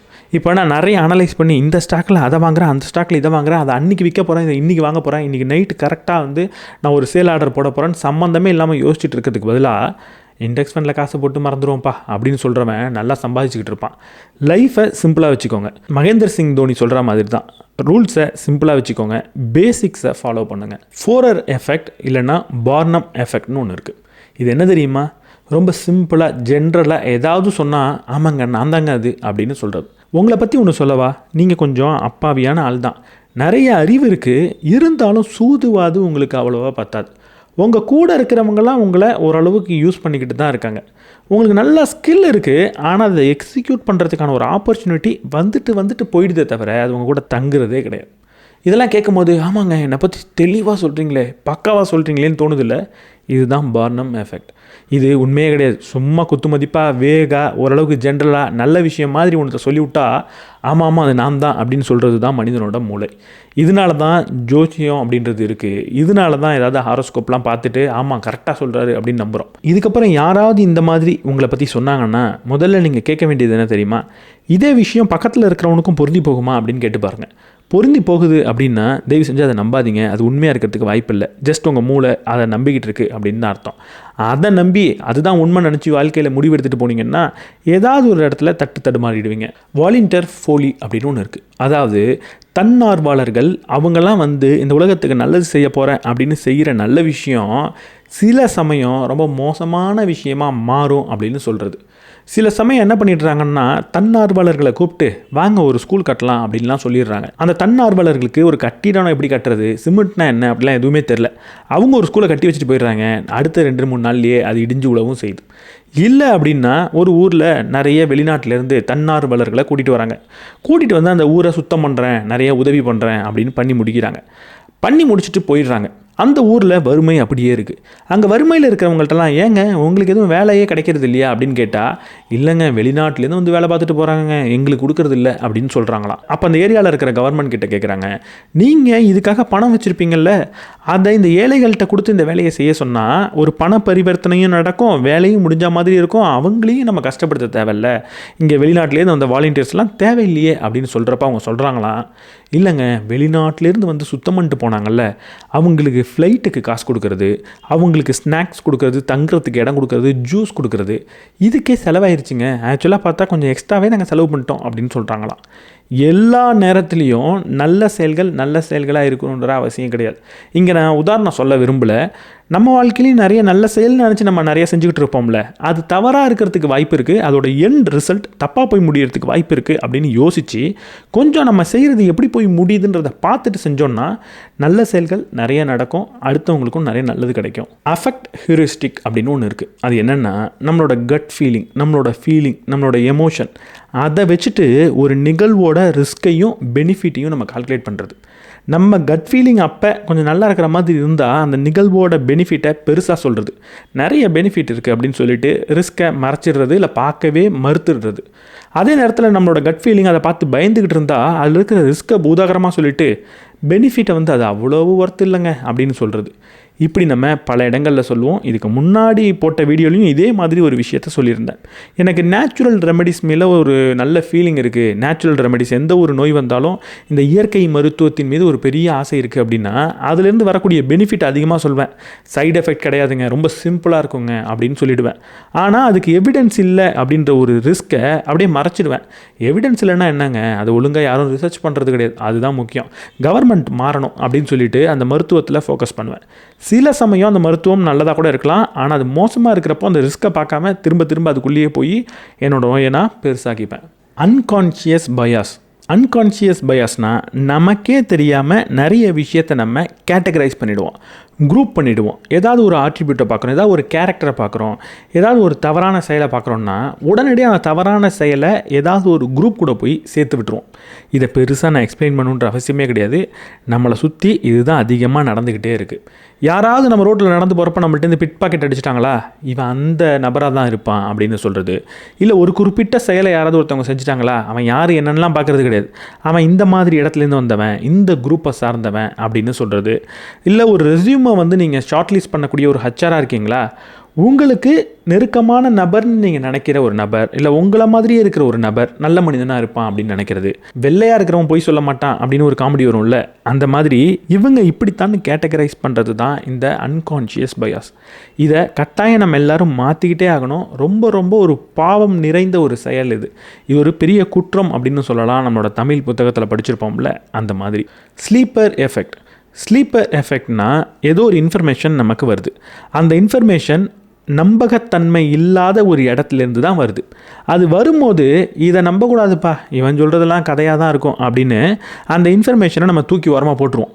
அப்புறம் 1 வாரம் 2 வாரம் ஆனதுக்கப்புறம் என்ன ஆகும்னா, யார் அந்த இன்ஃபர்மேஷனை சொன்னா அப்படின்றத நம்ம மறந்துடுவோம். ஆனால் இன்ஃபர்மேஷன் ஞாபகத்திலே இருக்கும். கொஞ்சம் நாள் போக ஆமாப்பா நான் கூட கேள்விப்பட்டேன், எங்கே பார்த்தேன்னு தெரியல, ஆனால் அது உண்மைதான் போல இருக்குது அப்படின்னு நம்ம அதை சொல்லிக்கிட்டு திரிவோம். நம்மளே அதை பரப்பவும் செய்வோம். இந்த வாட்ஸ்அப்பில் வர சில நியூஸ்லாம் இருக்குல்ல, அதெல்லாம் பார்த்துட்டு பரப்புறது இப்படி தான். வரும்போது நமக்கு தெரியும் இது பொய்ங்க, இதெல்லாம் நம்ப முடியுமா அப்படின்னு நமக்கு தோணும். ஆனால் கொஞ்ச நாளுக்கு அப்புறம் வாட்ஸ்அப்பில் தான் படித்தோன்றதை மறந்துட்டு ஏதோ ஒரு ஆர்டிக்கலில் படித்தோன்ற மாதிரி அதை வெளியே சொல்லிக்கிட்டு இருப்போம். நீங்கள் என்ன செய்யணுன்னா, இந்த மாதிரி நியூஸ் ஏதாவது பார்த்தீங்கன்னா திரும்ப உங்களுக்கு நீங்கள் சொல்லிக்கணும், இதை நான் வாட்ஸ்அப்பில் தான் பார்த்தேன், அதனால் இதை நம்பக்கூடாதுன்னு சொல்லணும். இதை நான் பாலிமர் செய்தியில் தான் பார்த்தேன், இதை பட்டுன்னு மறந்துடணும் அப்படின்னு ஒரு 10 வாட்டி உங்களுக்கு நீங்களே பார்த்த உடனே சொல்லிடணும். நல்லா ரிஜிஸ்டர் பண்ணிடணும் மூளையில். அப்போ தான் இந்த மாதிரி ஒரு ஃபேக்கான இன்ஃபர்மேஷனை அதிகமாக பயன்படுத்தி நீங்கள் முடிவெடுக்காமல் இருப்பீங்க. நீங்கள் எடுக்கிற முடிவு நல்ல இன்ஃபர்மேஷனை வச்சு எடுக்கிறதா இருக்கும். அல்டர்னேட்டிவ் பிளைண்ட்னஸ் அப்படின்னு ஒன்று இருக்குது. ரொம்ப ஸ்மார்ட்டான ஒரு விஷயம். எப்போ 2 ஆப்போசிஷன் இருக்கோ அப்போது அதில் ஏதாவது ஒன்றுத்தை பற்றி தான் நம்ம யோசிப்போம். இந்த உலகத்தில் எல்லா இடத்துலையுமே இது பொருந்தி போகுன்றதை நீங்கள் கவனிங்க. யாருக்கெல்லாம் ஒரு காம்படிட்டர் இருக்காங்களோ அவங்களாம் பெருசாக வளர்ந்துருப்பாங்க.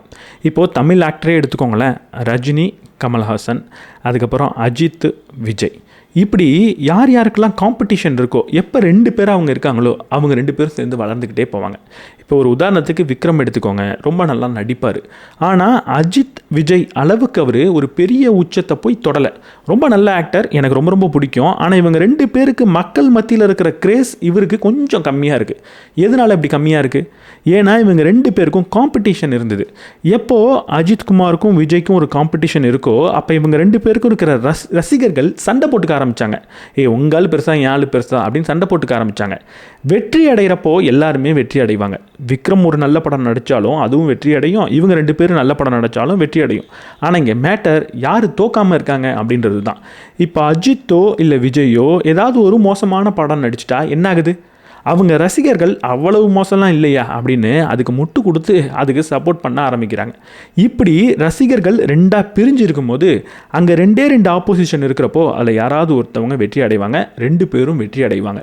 மற்ற ஆப்போசிஷன் மற்ற விஷயங்களை நம்ம கண்டுக்கவே மாட்டோம். இவங்க 2 பேர் மேலே தான் ஃபோக்கஸ்டாக இருப்போம். இப்போ தமிழ் சினிமாவில் பெரிய ஆக்டர் யாருப்பா அப்படின்னு கேட்டால் நம்ம இது கொஞ்ச நாளுக்கு முன்னாடி வரைக்கும் அஜித் விஜய் அப்படின்னு தான் சொல்லிக்கிட்டு இருந்தோம். இப்போ 2 பேரும் வேறு பாதையில் போகிறாங்க. பட் ஸ்டில் அஜித் விஜய் உச்ச நடிகர்கள் அப்படின்னு தான் நம்ம நினச்சிக்கிட்டு இருக்கோம். நிறைய ஆக்டர் அதை விட பெட்டர் சினிமா கொடுத்தாலும் கூட இவங்க 2 பேரும் உச்சத்தில் இருந்துக்கிட்டே தான் இருப்பாங்க. அதுக்கு காரணம் 2 பேராக இருக்கிறதுனாலையும் அவங்க 2 பேரும் ஆப்போசிட்டாக ஒரு ஆப்போசிஷனை நமக்கு ஒரு மாயையை கிரியேட் பண்ணியிருக்கிறதுனாலையும். இப்படி நம்ம லைஃப்பில் நிறைய இடத்துல இந்த 2 விஷயம் அப்படின்றத பார்க்க முடியும். பாலிடிக்ஸில் உங்களால் பார்க்க முடியும். எங்கே பார்த்தாலும் 2 விஷயம் இருக்கும். 2 காம்படிட்டர் இருந்துக்கிட்டே இருப்பாங்க. அப்போ ஏதாவது ஒன்றத்தை நம்ம சூஸ் பண்ணுவோம், அதை தாண்டி யோசிக்க மாட்டோம். பெப்சி கோக் அப்படின்னு இருக்கிறப்போ கேம்பா கோலாக்கு அஜித் நடிக்கிறாரு அப்படின்றதுனால அது நம்ம அதிகமாக சூஸ் பண்ணுறது கிடையாது. ஸ்டில் பெப்சி கோக் அப்படின்னு அந்த ஒரு சண்டை போயிட்டு இருக்குது. அது 2த்துல எது பெட்டர் அப்படின்னு நம்ம திங்க் பண்ணிக்கிட்டே இருக்கோம். இங்கே நீங்கள் புரிஞ்சிக்க வேண்டிய ஒரு விஷயம் இருக்குது. இப்படி 2 விஷயந்தான் உங்களோட முடிவெடுக்கும் திறனுக்கு முன்னாடி இருக்குன்னா அந்த 2த்தையும் கன்சிடர் பண்ணுங்கள், பண்ணாதீங்கன்னு சொல்லலை. அது கூட சேர்ந்து மற்றதையும் ஈக்குவலாக வெயிட் பண்ணி செக் பண்ணி பார்த்துட்டு எது வேணுமோ சூஸ் பண்ணுங்கள். இதை நான் கிளாரிஃபை பண்ணணும்னு நினச்சேன். ஏன்னா 2 விஷயம் சொல்லும் போது இப்போ பாலிடிக்ஸில் போயிட்டு இருக்கு. விஜய் அவர்கள் சொல்லிக்கிட்டு இருக்காரு திமுகவுக்கும் எனக்கும் தான் போட்டின்னு சொல்லிக்கிட்டு இருக்காரு. 2 விஷயத்தை தாண்டி ஏதாவது கன்சிடர் பண்ணுங்கன்னா நான் ஏதோ ஒரு கட்சிக்கு சொல்கிறேன்னு நினச்சிக்காதீங்க. எந்த ஒரு கட்சிக்கும் நான் உங்கள்கிட்ட ஓட் பண்ணுங்க அப்படின்னு சொல்லலை, இது நல்ல கட்சின்னு சொல்லலை. இது ஒரு எக்ஸாம்பிள். புக்கில் சொன்னதுக்கு இது கொஞ்சம் ரிலேட் ஆகி போயிடுச்சு. ஆனால் இங்கே 2 விஷயம் சொன்னாலே கண்டிப்பாக அந்த இன்ஃபர்மேஷன் உங்களுக்கு வந்துடும். 3ஆவதுன்னு சொன்னால் வேறு ஏதாவது நீங்கள் யோசிச்சுப்பீங்க. எதுவுமே கிடையாது, உங்களோட தனிப்பட்ட முடிவு. சோஷியல் கம்பேரிசன் பயாஸ்னு ஒன்று இருக்குது. அது என்னென்னா, நமக்கு நிகரான மனிதர்களை நம்ம எதிரியாகவே பார்த்து பழகிறது தான். என் கூட ஒருத்தவர் இருக்கார், அவரும் நானும் ஒரே மாதிரி வேலை பார்த்துக்கிட்டு இருக்கோம். சில இடத்துல அவர் கொஞ்சம் பெட்டராக வேலை பார்க்குறாருன்னா நான் என்னவா அவரை பார்க்கணும், ஆஹா நமக்கு ஒரு நல்ல பார்ட்னர் இருக்கார் அப்படின்னு பார்க்குறதுக்கு பதிலாக நமக்கு ஒரு காம்படிட்டர் வந்துட்டார் அப்படின்ற மனநிலையில் நம்ம அதிகமாக பார்த்துடுவோமா. ரொம்ப ஒரு பேசிக்கான நேச்சராக இது. இதை நீங்கள் மாற்றிக்கணும். சும்மா யாராவது ஒருத்தரை பார்த்து அவர் கூட போட்டி போடணும், அவர் நமக்கு காம்படிட்டர் ஆகிட்டார், அவர் ரைவல்ரி ஆகிட்டார் அப்படிலாம் நீங்கள் நினைக்கணும்னு அவசியம் இல்லை. அப்படிப்பட்ட மனிதர்களை எப்படி நீங்கள் பயன்படுத்திக்கணும், அவங்கள்ட்டேருந்து எப்படி கற்றுக்கணும், அவங்க கூட வேலை செஞ்சு எப்படி முன்னேறணும் அப்படின்னு நீங்கள் சிந்திக்க ஆரம்பிக்கணும். ப்ரைமசி அண்ட் ரீசன்சி எஃபெக்ட்னு ஒன்று இருக்குது. ப்ரைமசி அண்ட் ரீசன்சி அப்படின்னா முதல்ல யார் செஞ்சது, கடைசியாக ரீசண்டாக யார் செஞ்சது அப்படின்னு அர்த்தம். ஒரு விஷயத்தை முதல்ல யார் செஞ்சாரோ அவரை யாரும் மறக்க மாட்டாங்க, ரீசண்டாக யார் செஞ்சாரோ அவரையும் மறக்க மாட்டாங்க, நடுவில் இருக்கிற எல்லாரையும் மறந்துடுவாங்க. இது எல்லா இடத்துக்கும் பொருந்தி போகும். ஒரு இன்டர்வியூ பண்ணுறீங்களா, முதல்ல வந்த ஒரு கேண்டிடேட்டையும் கடைசியாக வந்துட்டு போன ஒரு கேண்டிடேட்டையும் நீங்கள் மறக்க மாட்டீங்க. ஏதாவது ஒரு புது விஷயத்தை படிக்கிறப்போ முதல்ல படித்த விஷயத்தையும் ரீசெண்டாக படித்த விஷயத்தையும் ஞாபகம் வச்சுப்போம், நடுவில் இருக்கிறத மறந்துடுவோம். இப்போ நம்ம இந்த காக்னிட்டிவ் பயாஸை புரிஞ்சுக்கிட்டதுக்கப்புறம் என்ன செய்யணும் தெரியுமா, இதுக்கப்புறம் ஏதாவது ஒரு விஷயத்தை அனலைஸ் பண்ணுறப்போ முதல் விஷயம் கடைசி விஷயத்துக்கு நம்ம கான்ஷியஸாக மதிப்பை குறைக்கணும். முதல்ல வந்த ஒரு நபரையும் கடைசியில் வந்த ஒரு நபரையும் கொஞ்சம் டீவேல்யூ பண்ணி வச்சுக்கணும். நடுவில் இருக்கிற நபர் கூட அப்போ தான் அவங்க மேட்ச் ஆவாங்க. ஏன்னா நமக்கு அன்கான்ஷியஸாக இவங்க 2 பேரும் கொஞ்சம் சிறப்பு மாதிரி தெரியும். அதை நம்ம கொஞ்சம் டீவேல்யூ பண்ணி கான்ஷியஸாக அந்த கரெக்ஷனை பண்ணி முடிவெடுக்கிறப்போ நல்ல முடிவை எடுப்போம். நாட் இன்வென்டட் ஹியர் சிண்ட்ரோம் அப்படின்னு ஒன்று இருக்குது. இது இங்கே செய்யப்படலை அப்படின்னு நம்ம நினைக்கிறதுனாலேயே ஒரு விஷயத்தை மோசம் அப்படின்னு நினச்சிக்கிட்டு இருப்போம். இது சின்ன அளவுலேருந்து பெரிய அளவுக்கு வரைக்கும் பொருந்தும். சாப்பாடுனா வீட்டில் செஞ்சால் தான் அது நல்லது அப்படின்னு நம்புறதுல துவங்கி என் நாட்டில் இருக்கிற ஒரு கலாச்சாரம் தான் பெஸ்ட்டு அப்படின்னு நினைக்கிறது, எப்போவுமே இங்கே இருக்கிறது தான் பெஸ்ட் அப்படின்னு நம்ம நம்புறது, என்கிட்ட இருக்கிறது மட்டும்தான் பெஸ்ட் அப்படின்னு நினைக்கிறது. இதே மாதிரி ஒரு விஷயத்த போன வீடியோலையும் சொல்லியிருந்தேன்.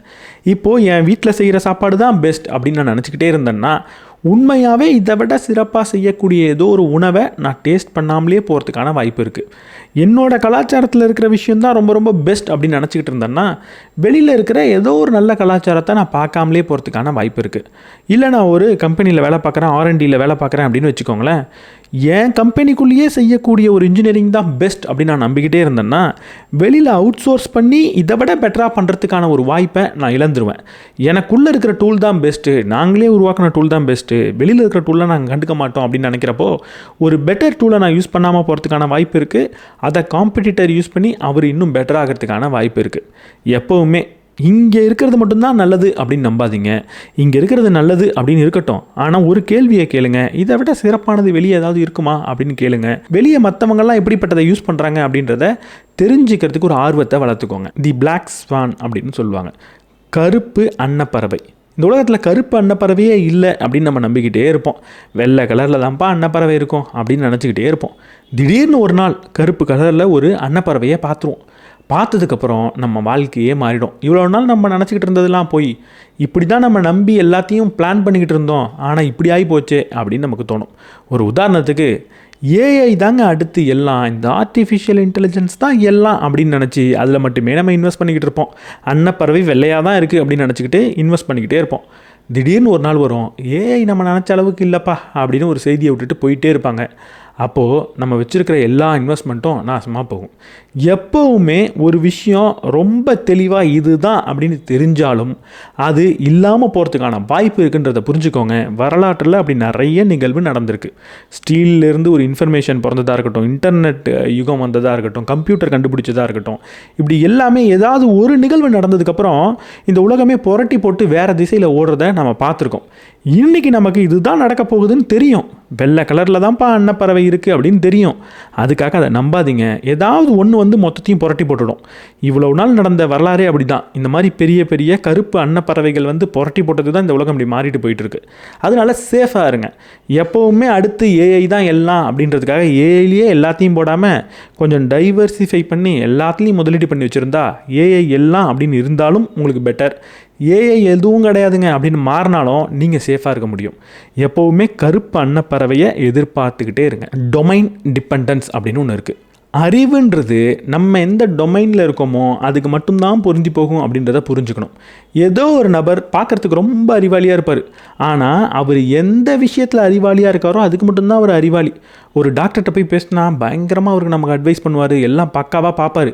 அதுக்காக நம்ம என்ன நினச்சிடுவோம்னா அவர் பயங்கர அறிவாளிப்பா அப்படின்னு நினச்சிட்டு எதில் டாக்டர் இன்வெஸ்ட் பண்ணிகிட்டு இருக்கீங்க அப்படின்னு அவர்கிட்ட கேட்டுருவோம். அவர் ஏதாவது ஒன்று சொல்லுவார், மொத்தமாக கொடை சாஞ்சு போகும். எப்போவுமே ஒருத்தவர் அறிவாளியாக தெரிஞ்சால் முதல்ல கேட்க வேண்டிய கேள்வி இவர் எந்த துறையில் அறிவாளி அப்படின்னு. அந்த துறையில் மட்டும்தான் அவர் அறிவாளியாக பார்க்கணுமே தவிர எல்லா துறைக்கும் அப்படியே அதை பிளான் பண்ணி விட்டு எல்லாத்துக்கும் அவர்கிட்ட அட்வைஸ் கேட்கக்கூடாது. இதை நம்மளும் புரிஞ்சுக்கணும். நம்ம ஏதாவது ஒரு துறையில் அறிவாளியாக இருப்போம், அது என்ன பண்ணும் தெரியுமா, இதில் நம்ம அறிவாளி அப்படின்னு பேர் வாங்கினதுனால எல்லாத்துலேயும் நமக்கு அறிவு இருக்குது அப்படின்ற ஒரு மாயையை கொடுக்கும். அதனால ஓவர் கான்ஃபிடென்ஸில் மற்றதில் எதையுமே படிக்காமல் அதில் நமக்கு அறிவு இருக்குதுன்னு நினச்சி நமக்கு தெரிஞ்சது தான் சரின்னு நினச்சி கண்ட ரிஸ்க் எடுத்து லைஃப் கொஞ்சம் மோசமாக போகும். நம்மளும் ஏதாவது ஒரு துறையில் தான் அறிவாளியாக இருப்போம் அப்படின்றத புரிஞ்சுக்கணும். யாராவது ஒரு நபர் நம்மளை அறிவாளின்னு சொல்லிட்டாங்கன்றதுக்காக எல்லா துறையிலையும் நான் அறிவாளி அப்படின்னு நினச்சிக்கக்கூடாது. மற்ற துறையில் எனக்கு ஒன்றுமே தெரியாதுன்ற மைண்ட் செட்டில் புதுசாக படிக்கணும், புதுசாக கற்றுக்கணும், ஒரு ஸ்டூடெண்ட்டாக இருக்கணும். ஃபால்ஸ் கன்சென்சஸ் எஃபெக்ட் அப்படின்னு ஒன்று இருக்குது. ரொம்ப சிம்பிளான ஒரு விஷயம். என் மூளையில் என்ன நடக்குதோ அதுதான் இந்த உலகத்தில் பிரதானமாக நடக்குது அப்படின்னு நினைக்கிறது. ஏற்கனவே சொல்லியிருந்தேன்ல, ஒரு அவைலபிலிட்டி பயாஸ், அதோட ஒரு கசின் மாதிரி இது. என் மூளையில் நான் எதை நம்புகிறனோ இந்த உலகத்தில் இருக்கிற எல்லாரும் அதை தான் நம்பிக்கிட்டு இருக்காங்க அப்படின்னு நம்ம நினைக்கிறது. நான் ஏதாவது ஒரு பொலிட்டிக்கல் பார்ட்டிக்கு ரொம்ப சப்போர்ட் பண்ணிக்கிட்டு இருப்பேன், என் மனதளவில் அதுக்கு நான் சப்போர்ட் பண்ணுவேன். அப்போ நான் என்ன நினச்சிடுவேன்னா, இந்த வருஷம் அதுதான்ப்பா ஆட்சியை பிடிக்கும், எல்லாரும் அதுக்கு தான் சப்போர்ட் பண்ணுறாங்க அப்படின்னு நான் நினச்சிடுவேன். ஆனால் உண்மையாக என்ன நடந்திருக்குன்னு பார்த்தா நான் மட்டும்தான் நம்பியிருப்பேன். என் கூட இருக்கிறவங்க என்ன மாதிரியே இன்ஃபர்மேஷனை கன்சியூம் பண்ணக்கூடிய நபர்களாக இருக்கிறதுனால அவங்களும் அதை நம்பியிருப்பாங்க.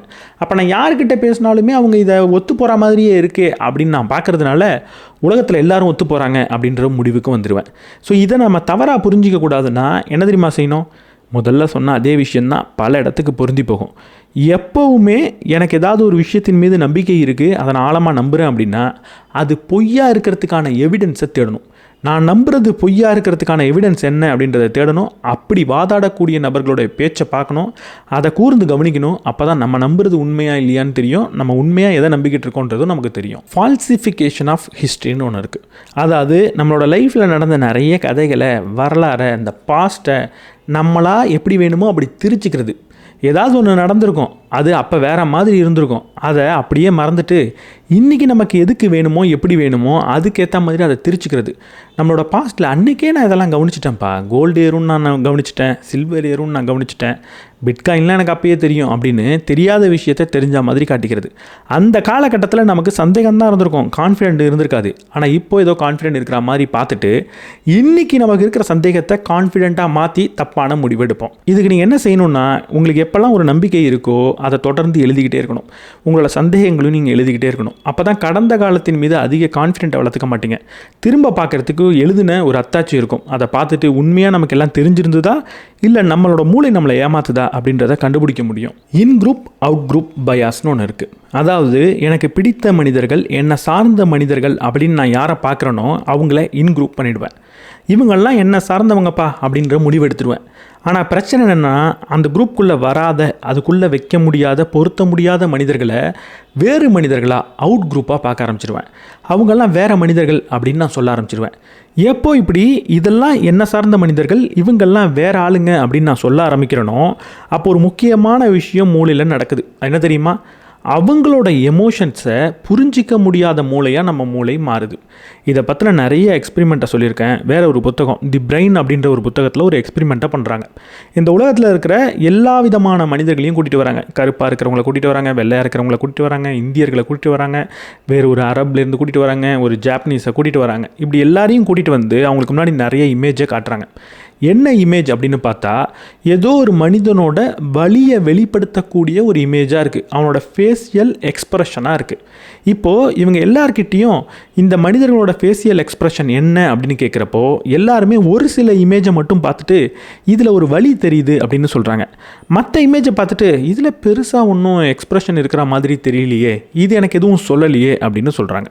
இப்படி எல்லாரும் சொல்லி முடிச்சதுக்கப்புறம் அந்த டேட்டாவை எடுத்து பார்த்தா எப்படி தெரியுமா இருக்குது? எல்லாருமே அவங்கள சார்ந்த மனிதர்களோட வலியை மட்டும் புரிஞ்சுக்கிறாங்க. கருப்பாக இருக்கிற ஒரு நபர் வலியை அனுபவிக்கிற மாதிரி காட்டினா வலின்னு சொல்கிறாரு, வெள்ளையாக இருக்கிறவரை காட்டினா சொல்கிறது கிடையாது. இப்படி ஒவ்வொரு மனிதனும் அவன் சார்ந்த மனிதன் அப்படின்னு யாரை நினைக்கிறானோ அவங்களோட வலியை மட்டும் புரிஞ்சுக்கிறான், மற்றவங்களோட வலியை புரிஞ்சுக்கிறது கிடையாது.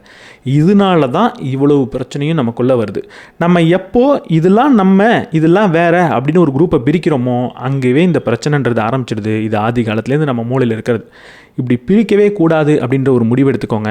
இந்த புத்தகத்துலேருந்து எதை கற்றுக்கலையோ இந்த ஒரு விஷயத்தை கற்றுக்கிட்டிங்கன்னா ஒரு மிகப்பெரிய மாற்றத்தை உங்களால் உருவாக்க முடியும். ஆம்பிகுட்டி அவர்ஷன், அதாவது சிம்பிளாக சொல்லணுன்னா, என்னன்னு தெரியாத சொர்க்கத்தை விட என்னன்னு தெரிஞ்ச நரகம் எவ்வளவோ மேலே அப்படின்னு நினைக்கிறது. நமக்கு இதனால் என்ன பிரச்சனை வரும், ஏது வரும் அப்படின்னு தெரிஞ்சிருச்சுன்னு வைங்க, இன்னொரு ஆப்பர்ச்சுனிட்டி இருக்குது. அங்கே என்ன நடக்கும், ஏது நடக்கும்னு நமக்கு தெரியல. நம்ம உடனடியாக இதில் பிரச்சனையே இருந்தாலும் இது பெட்டர் அப்படின்னு நினைப்போம். இப்போ ஒரு வேலையில் இருப்போம், அந்த வேலையில் நிறைய பிரச்சனை போயிட்டுருக்கோம், தலைவலியாக இருக்கும், அந்த வேலையே நமக்கு பிடிக்காது, ஒவ்வொரு நாளும் நரகமாக இருக்கும். ஆனால் இன்னொரு வேலைக்கு மாறலான்னு வாய்ப்பு கிடைக்கிறப்போ அந்த வேலையில் என்ன பிரச்சனை வரும் அப்படின்னு நமக்கு தெரியாமல் இருக்கிறப்போ, அங்கே நம்மளால் சர்வைவ் ஆக முடியுமா அப்படின்ற சந்தேகம் இருக்கிறப்போ இதுவே பரவாயில்ல அப்படின்னு இருந்துருவோம். லைஃப்பில் என்றைக்குமே என்னன்னு தெரியாத ஒரு விஷயத்தை பார்த்து பயப்படாதீங்க. முக்கியமாக வாய்ப்புகளாக அது இருக்கிறப்போ, அந்த வாய்ப்புகளில் போய் தோத்தாலும் பரவாயில்ல, ஏதாவது ஒன்றத்தை கற்றுப்போம் அப்படின்ற மைண்ட் செட்டில் இருங்க. இந்த தெரியாத விஷயத்தை பார்த்து பயப்படுறதுனால தான் நிறைய முயற்சிகளை நம்ம பண்ணுறதில்ல, நிறைய வாய்ப்புகளையும் தவற விட்டுக்கிட்டு இருக்கோம். டிஃபால்ட் எஃபெக்ட் அப்படின்னா, நம்ம மனுஷங்க எப்போவுமே எது டிஃபால்ட்டாக இருக்கோ அதை வச்சுக்கணும் அப்படின்னு நினைப்போம். அது ஒரு ஃபோன் அப்ளிகேஷனாக கூட இருந்துட்டு போதேன், அந்த அப்ளிகேஷனில் டிஃபால்ட்டாக என்ன செட்டிங் இருக்கோ அதை தான் நம்ம வச்சுக்கணும் அப்படின்னு நினைப்போம். இது 2 காரணத்தினால. ஒன்று, அதை மாற்றணுன்னா எஃபர்ட் தேவை, நிறைய ஸ்டடி பண்ணணும், புதுசாக ட்ரை பண்ணணும், அது வேலைக்காகமா ஆகாதான்னு தெரியாது, அதுக்கு ஒரு உழைப்பை போடணும், அந்த சோம்பேறித்தனம்.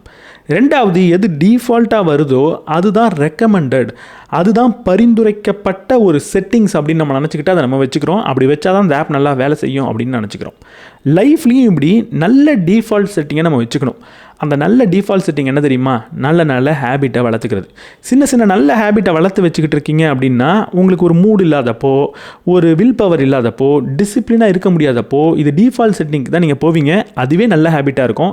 ஸோ நல்லதை செய்வீங்க. சிம்பிளாக போர் அடித்தா நான் புக்ஸ் படிப்பேன்ப்பா, எனக்கு புக்ஸ் படிக்க பிடிக்கும் அப்படின்னு ஒரு ஹேபிட்டை வளர்த்துட்டிங்கன்னா, நாளைக்கு உங்களுக்கு எக்ஸசைஸ் பண்ண மோட்டிவேஷன் இல்லை ஏதாவது ஒரு நல்ல செயலை உட்காந்து எழுதுறதுக்கு மோட்டிவேஷன் இல்லை.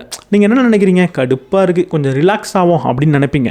அப்போது புக் படிக்கிறதே உங்களுக்கு ரிலாக்ஸேஷன் அப்படின்னு இருக்கிறதுனால, அதுவே டிஃபால்ட்டாக இருக்கிறதுனால, நீங்கள் வரப்போகிற இடமே புத்தகம் படிக்கிறது தான். அதுவே உங்களுக்கு நல்ல செயலாக இருக்கும். ஃபியர் ஆஃப் ரிக்ரெட், அதாவது நம்ம ஏதோ ஒரு விஷயத்தை தவற விட்டுட்டோம் இல்லை தப்பு பண்ணிட்டோம் அப்படின்னு கடந்த காலத்தை பற்றி யோசிக்கிறப்போ அது நமக்கு பெரிய வருத்தத்தை, பயத்தை கொடுக்குது.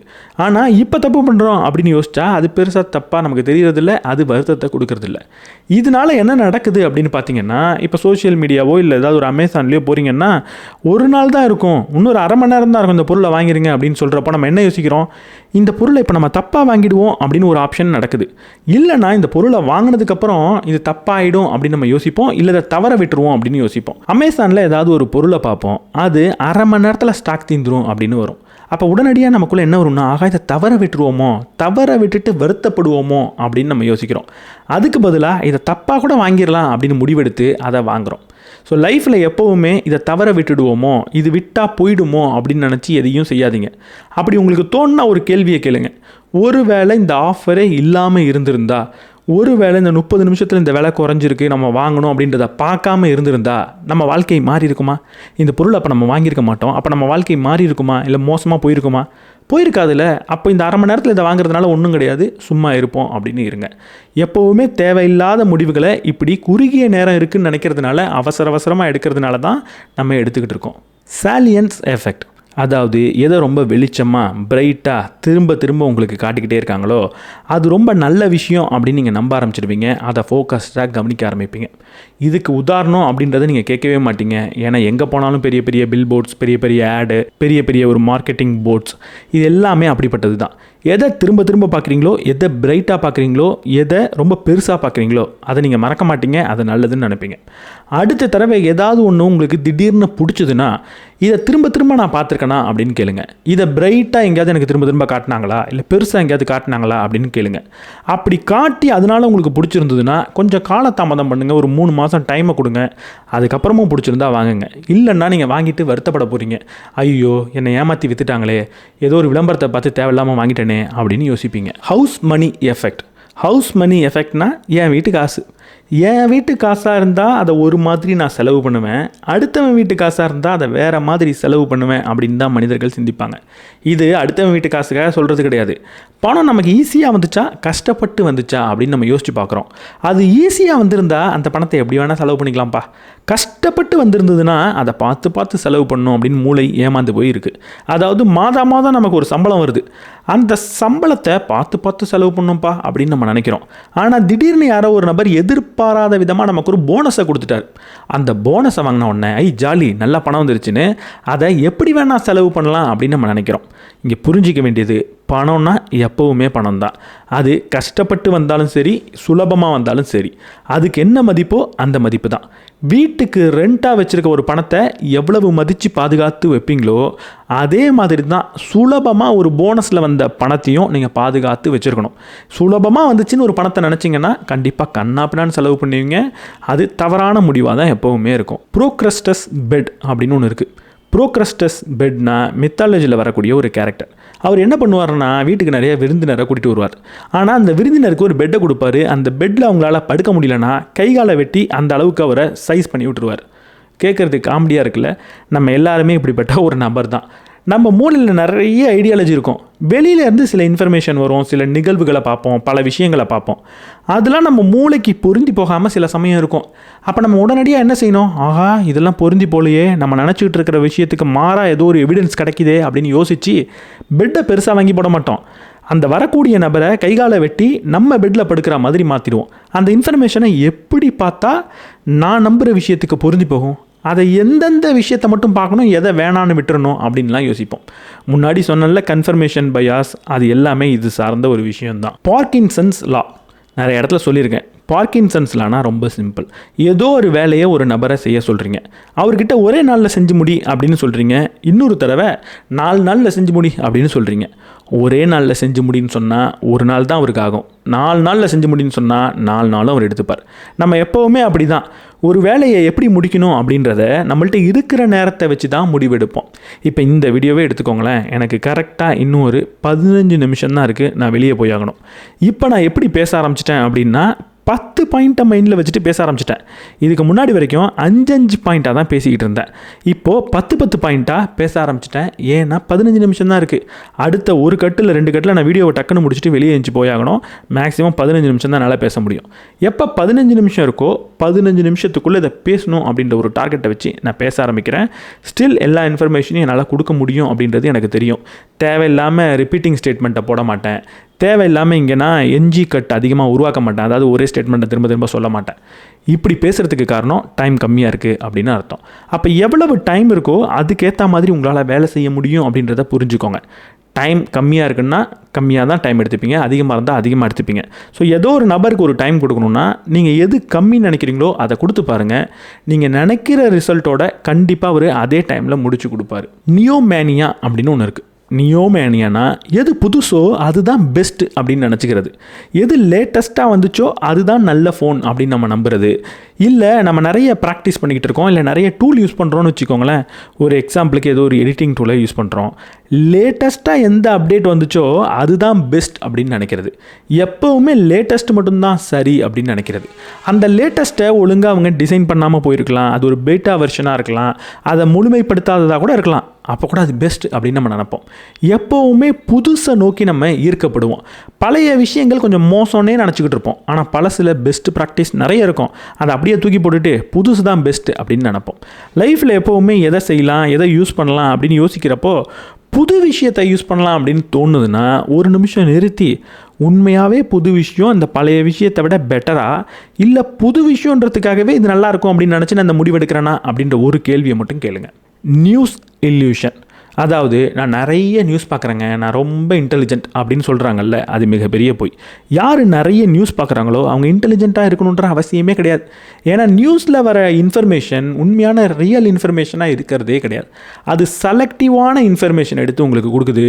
எதை சொன்னால் வைரலாக முடியும்னு யோசிச்சு கொடுக்குது, எதை சொன்னால் டிவியை பார்த்துக்கிட்டே நீங்கள் இருப்பீங்க அப்படின்னு பார்த்து சொல்லுது, எதை சொன்னால் நீங்கள் ஸ்க்ரோல் பண்ண மாட்டீங்க அப்படின்னு சொல்லுது, எது எப்போயாவது நடக்குதோ அதை மட்டுமே எடுத்துகிட்டு வந்து காட்டுது. இப்படி இன்ஃபர்மேஷனை கொடுத்தா அந்த இன்ஃபர்மேஷனோட குவாலிட்டி எப்படி இருக்கும்? அது தேவையில்லாமல் உங்களுக்கு அவைலபிலிட்டி பயாஸை உண்டு பண்ணும். அதில் பார்க்குறது தான் நிறைய நடக்குதுன்னு நீங்கள் நினச்சிடுவீங்க. ரெண்டாவது, கண்ணா பின்னான்னு செய்தி வரும், எல்லாத்தையும் முடிச்சு போட்டு நீங்களாக ஒரு ஸ்டோரி பயாஸ் கதையையும் உருவாக்கிப்பீங்க. அவைலபிலிட்டி பயாஸ், இந்த ஸ்டோரி பயாஸ் எல்லாமே போன பார்ட்டில் நான் பேசியிருந்தேன், எடுத்து பாருங்கள், ரொம்ப இன்ட்ரெஸ்டிங்காக இருக்கும். இப்படி நீங்களாக ஒரு கதையை உருவாக்கிப்பீங்க. எது நியூஸில் பார்க்குறீங்களோ அதுதான் உலகமே அப்படின்னு நீங்கள் நம்பிடுவீங்க. அப்போ நீங்கள் முட்டாளாக இருக்கிறதுக்கு தான் வாய்ப்பு அதிகம் அப்படின்னு இந்த ஆத்தர் சொல்கிறார். நியூஸ் இல்யூஷன் அப்படின்னா நீங்கள் நியூஸ் பார்த்து முட்டாளாகிறீங்க அப்படின்னு அர்த்தம். நியூஸ் டயட் அப்படின்னு ஒன்று பண்ணணும். என்ன தெரியுமா? நியூஸே பார்க்காம இருக்கணும். என் லைஃப்லலாம் எப்போ நியூஸ் பார்த்தேன் அப்படின்றதே தெரியல. நியூஸ் பார்க்காம இருக்கிறது பெஸ்ட்டு. அடுத்து சில பாயிண்ட் இருக்குது, ஏற்கனவே சொன்ன மாதிரி இருக்கும், அதோட வேறு ஒரு வடிவம் மாதிரி இருக்கும். அதனால் குயிக்காக சொல்லி முடிச்சிடுறேன் போர் அடிக்காமல். இன்ட்ரோஸ்பெக்ஷன் இல்யூஷன் ஒன்று இருக்குது. அது என்னென்னா, நான் எதெல்லாம் நம்பிக்கிட்டு இருக்கனோ, எதெல்லாம் எனக்கு தெரியும்னு நினைக்கிறேனோ, எதெல்லாம் நான் ஃபீல் பண்ணுறனோ, எனக்கு என்ன வேணும்னு நான் நினைக்கிறேனோ, அதை ஏன் வேணும்னு நான் நினைக்கிறேனோ, இது எல்லாமே சரி அப்படின்னு நம்புறது. என்னை பற்றி எனக்கு முழுமையாக தெரியும் அப்படின்னு நம்புறது. ஆனால் உண்மையாக ஆராய்ச்சி பண்ணி பார்த்தா நம்மளை பற்றி நமக்கு முழுமையாக தெரியாது. எனக்கு ஒரு பொருள் வேணும்னு தோணும், ஏன்டா வேணும்னு கேட்டால் ஒரு காரணம் சொல்லுவேன், ஆனால் அது உண்மையாக இருக்காது, அடுத்தவங்களை பார்த்து ஆசைப்பட்டுக்கிட்டு இருப்பேன். இப்படி நான் நம்புகிற விஷயம் அனைத்தும் சரியாக இருக்கணுன்ற அவசியம் கிடையாது. எப்படி வெளியிலேருந்து சில விஷயத்தை நம்புகிறப்போ அதற்கான எவிடன்ஸ், அதற்கு எதிரான விஷயத்துக்கான எவிடன்ஸை தேடணும், அதே மாதிரி எனக்குள்ளே என்னை பற்றி நம்புகிற விஷயத்துலையும் தவறு இருக்கலாம் அப்படின்றத புரிஞ்சுக்கிட்டு அதையும் அனலைஸ் பண்ணணும், அதற்கு எதிரான எவிடன்ஸையும் நம்ம தேடணும். பிசார்னஸ் எஃபெக்ட். பிசார்னஸ் எஃபெக்ட்னா ஏதாவது ரொம்ப விசித்திரமாக இருந்ததுன்னா அதை நம்ம நல்லா ஞாபகம் வச்சுப்போம் அப்படின்னு அர்த்தம். அதனால தான் ஏதாவது ஒரு அட்வர்டைஸ்மெண்ட்டை பார்க்குறீங்க, இல்லை ஏதாவது ஒரு மார்க்கெட்டிங்கை பார்க்குறீங்கன்னா ரொம்ப விசித்திரமாக அது இருக்கணும் அப்படின்னு அவங்க நினைப்பாங்க. எப்போவாவது ஏதாவது ஒரு விஷயம் நமக்கு ரொம்ப பிடிச்சிருந்தா அது கூடவே ஏதாவது விசித்திரமான விஷயத்தை நம்ம பார்த்துருக்கோமா அப்படின்னு கேளுங்க. அப்படி பார்த்துருந்தா ஏதோ ஒரு அட்வர்டைஸ்மெண்ட்னால நீங்கள் அதை வாங்குறீங்கன்னு அர்த்தம், இல்லை அது உங்களுக்கு பிடிச்சிருக்குன்னு அர்த்தம். அப்படிப்பட்ட நேரங்களில் கொஞ்ச நேரம் வெயிட் பண்ணி பார்த்துட்டு அந்த பொருள் வேணுமா வேணாமான்னு நீங்கள் சிந்திக்கணும். கன்ஜங்ஷன் ஃபேலசி, அதாவது ஒரு நிகழ்வு பற்றின நிறைய இன்ஃபர்மேஷன் நமக்கு தெரியும். இப்போது 2 நிகழ்வு நடக்கிற மாதிரி யாராவது சொல்லுவாங்க, அந்த 2 நிகழ்வும் நமக்கு தெரிஞ்ச இன்ஃபர்மேஷனோட பொருந்தி போகும். அப்போ அந்த 2 நிகழ்வு நடக்கிறதுக்கு வாய்ப்பு இருக்குதுன்னு நம்ம நினைப்போம். ஆனால் 3ஆவதாக ஒரு நிகழ்வை பற்றி யாரோ ஒருத்தவங்க சொல்கிறாங்க. இப்போது அந்த ஒரு நிகழ்வு நமக்கு தெரிஞ்ச இன்ஃபர்மேஷனோட பொருந்தியே போகலை. அப்போது இந்த 2 நிகழ்வு நடக்கிறதுக்கு வாய்ப்பு அதிகமாக, இந்த ஒரு நிகழ்வு நடக்கிறதுக்கு வாய்ப்பு அதிகமானு கேட்டால் இது ஒன்றுத்துக்கு தான் வாய்ப்பு அதிகம். அதுதான் மேத்தமெட்டிக்ஸ். புரிகிற மாதிரி சொல்கிறேன். லிண்டான்னு ஒருத்தவங்க இருக்காங்க, அவங்களுக்கு 31 வயசு. அவங்க மேரேஜ் இன்னும் பண்ணிக்கல, நல்லா பேசுவாங்க, ஃபிலாசபி படிப்பாங்க, சோஷியல் ஜஸ்டிஸ்க்காக ஸ்டாண்ட் பண்ணுவாங்க. இப்போ லிண்டாவை பற்றின ஒரு சில நிகழ்வு சொல்கிறேன், எது நடக்க வாய்ப்பு அதிகம்னு சொல்லுங்கள். 1, லிண்டா பேங்க் மேனேஜராக இருக்காங்க, இது ஒரு நிகழ்வு. இல்லை 2வது, லிண்டா பேங்க் மேனேஜராக இருந்துக்கிட்டே ஒரு ஃபெமினிஸ்டாக இருக்காங்க. எது நடக்கிறதுக்கு வாய்ப்பு அதிகம்? அவங்க சோஷியல் ஜஸ்டிஸ்க்கு போராடுறாங்க, அவங்க ஃபிலாசபி படிக்கிறாங்க, சிங்கிளாக இருக்காங்க. அப்போ மேபி ஃபெமினிஸ்டாக இருப்பாங்களோ அப்போ 2வது ஆப்ஷனில் தான் ஃபெமினிஸ்ட் வருதுன்றதுக்காக அது 2த்தையும் நம்ம சூஸ் பண்ணக்கூடாது. மேத்தமெட்டிக்கலி ஒன்று நடக்கிறதுக்கான ப்ராபபிலிட்டி அதிகம், 2ம் சேர்ந்து நடக்கிறதுக்கான வாய்ப்புன்றது கம்மி. அப்போ முதல் விஷயத்தை தான் தேர்ந்தெடுக்கணும். சிம்பிளாக புரிஞ்சிக்க வேண்டியது என்னென்னா, எனக்கு நிறைய இன்ஃபர்மேஷன் தெரியுன்றதுக்காக அது கூட ஒத்து போகிறது தான் நடக்கணுன்ற அவசியம் கிடையாது. கணக்கு போட்டு பார்த்து எது நடக்கணும் அப்படின்ற முடிவை நம்ம எடுக்கணும். ஜைகார்னிக் எஃபெக்ட் எனக்கு ரொம்ப பிடிச்ச ஒரு விஷயம். அது என்ன தெரியுமா? ஏதாவது ஒரு நபர் ஒரு வேலையை செஞ்சு முடிக்கலன்னு வைங்க, ஒரு 10 வேலையை செஞ்சு முடிக்கல, அந்த 10 வேலையும் ஞாபகத்திலே வச்சுருப்பார். ஒரு வேலையை செஞ்சு முடிச்சிட்டாருன்னு வைங்க, அதை அடுத்த நிமிஷமே மறந்துடுவார். ஜைகார்னிக் அப்படின்ற ஒரு சைக்காலஜிஸ்ட் ஒரு நாள் ஹோட்டலுக்கு போகிறாங்க. ஒரு 10-15 ஃபுட்டை ஆர்டர் பண்ணுறாங்க. என்ன ஆர்டர் பண்ணியிருக்கேன் ரிப்பீட் பண்ணுங்கன்னு சொன்னால் அந்த வெயிட்டர் அப்படியே கண்ணை மூடிட்டு 15 டிஷ்ஷையும் சொல்கிறார். இப்போது 15 டிஷ்ஷில் சில டிஷ்ஷை கொண்டு வந்து கொடுத்துட்டு போயிட்டார். இப்போ இன்னும் என்னங்க வரணும் அப்படின்னு கேட்டால் மீதி இருக்கிற ஒரு 7-8 டக்குன்னு அடிக்கிறார். சரி நீங்கள் எதெல்லாம் கொண்டு வந்து கொடுத்தீங்க அப்படின்னு கேட்டால் அது தெரியலையே அப்படின்னு முழிக்க ஆரம்பிக்கிறார். நம்ம எந்த வேலையை முடிக்கலையோ மூளை இது இன்னும் பண்ணணும்னு திங்க் பண்ணி மைண்ட்லேயே வச்சுருக்கு. எதை முடிச்சிட்டோமோ அதை மறந்துடுது. இதுக்கு தான் நம்ம ஒரு டு டூ லிஸ்ட்டை ஃபாலோ பண்ணணும். ஏன் தெரியுமா டு டூ லிஸ்ட் ரொம்ப முக்கியம்? எப்போ வேலையை நம்ம எழுதுகிறோமோ அப்போயே மூளையை பொறுத்த வரைக்கும் அந்த வேலையை எங்கேயோ ரிஜிஸ்டர் பண்ணிட்டோம், முடிச்சிட்டோம், அதை மனதில் வச்சுக்கணுன்ற அவசியம் கிடையாது. அதனால ஒரு டு டூ லிஸ்ட் எழுதிட்டிங்கன்னா மைண்டு ஃப்ரீ ஆகிடும். எல்லாத்தையும் எழுதிட்டோம் அப்படின்னு அது மறந்துடும். இல்லைன்னா எல்லா வேலையும் மூளையில் போட்டு குழப்பிக்கிட்டே இருக்கும். நைட்டு தூங்கும் போதெல்லாம் ஞாபகப்படுத்தும், கனவுல வரும், நிம்மதியாக இருக்கவே முடியாது. இதனால தான் உங்கள் மனதில் இருக்கிற எண்ணங்களை எழுதி வைங்க அப்படின்னு சொல்கிறது. இந்த விஷயங்களை இன்றைக்கி உங்கள் கூட ஷேர் பண்ணிக்கணும்னு நினச்சேன். இன்னும் 2-3 விஷயத்தை நான் ஷேர் பண்ணிக்கல. மொத்தம் 99 சொன்னேன். ஃபஸ்ட் வீடியோவில் 45 சொன்னேன். இதில் மேபி ஒரு 40 சொல்லியிருப்பேன் அப்படின்னு நினைக்கிறேன். மற்றதெல்லாம் ஏற்கனவே சொன்னதோட ஒரு வேறு வடிவமாக இருக்குது, இல்லை அதுக்கான உதாரணமாக இருக்குது. அதை திரும்ப சொல்லணுன்ற தேவை இல்லையோன்னு தோணுச்சு. ஸோ வீடியோவை இங்கேயே முடிச்சுக்கலாம். நான் நிறைய சொல்லிட்டேன். 2 வீடியோவையும் சேர்த்து பார்த்துருந்தீங்கன்னா ரொம்ப குழம்பி போயிருப்பீங்க. நான் என்னடா எதை யோசித்தாலும் தப்புன்ற, அப்போ நான் யோசிக்கிறேன்னா இல்லையா அப்படின்னு ஒரு மாயையே உங்களுக்கு தோணியிருக்கும். இதனால தான் இந்த மாதிரி புத்தகம் எனக்கு ரொம்ப பிடிக்கும். பேசுகிறதுக்கும் ரொம்ப ஜாலியாக இருக்கும். நம்ம யோசிக்கிறதே எவ்வளோ மோசமாக இருக்குல்ல, நம்ம யோசிக்கிறதுலேயே எவ்வளோ பிழைகள் இருக்குது, அதுவே எவ்வளோ காம்ப்ளெக்ஸாக இருக்குது. நம்ம உண்மையாக சரியாக தான் யோசிக்கிறோமா அப்படின்னு சிந்திக்க வைக்கிறது. கிட்டத்தட்ட பிரெயினை போட்டு ஃப்ரை பண்ணுற மாதிரி இருந்திருக்கும் அப்படின்னு நினைக்கிறேன். எனக்கு கண்டிப்பாக அப்படி இருந்துச்சு. 2 வீடியோவும் சேர்த்து எடுத்து ஸ்டார்ட்லேருந்து இந்த எண்டு வரைக்கும் பார்த்து பாருங்கள். இந்த 90 பாயிண்ட்டையும் வேறு மாதிரி இருக்கும். கண்டிப்பாக ஒரு நல்ல எக்ஸ்பீரியன்ஸாக இருக்கும்னு நினைக்கிறேன். இதை பற்றி என்ன நினைக்கிறீங்க அப்படின்றத கமெண்ட் செக்ஷனில் சொல்லுங்கள். இந்த வீடியோ உங்களுக்கு பிடிச்சிருந்தா லைக் பண்ணிவிட்டு உங்கள் நண்பர்களோட ஷேர் பண்ணுங்கள். நம்ம சேனலுக்கு நீங்கள் புதுசாக இருந்தீங்கன்னா சப்ஸ்கிரைப் பண்ணிவிட்டு மறக்காமல் பெல் பட்டனை ப்ரெஸ் பண்ணிவிடுங்க. இந்த வீடியோட ஆரம்பத்தில் சொன்ன மாதிரி நீங்கள் ஒரு டேர்ம் இன்சூரன்ஸ் எடுக்கணும் அப்படின்னு நினச்சிக்கிட்டு இருந்தீங்கன்னா அதற்கான லிங்க் டிஸ்கிரிப்ஷன் அண்ட் ஃபஸ்ட் கமெண்ட்டில் இருக்குது. மறக்காமல் செக் பண்ணி பாருங்கள்.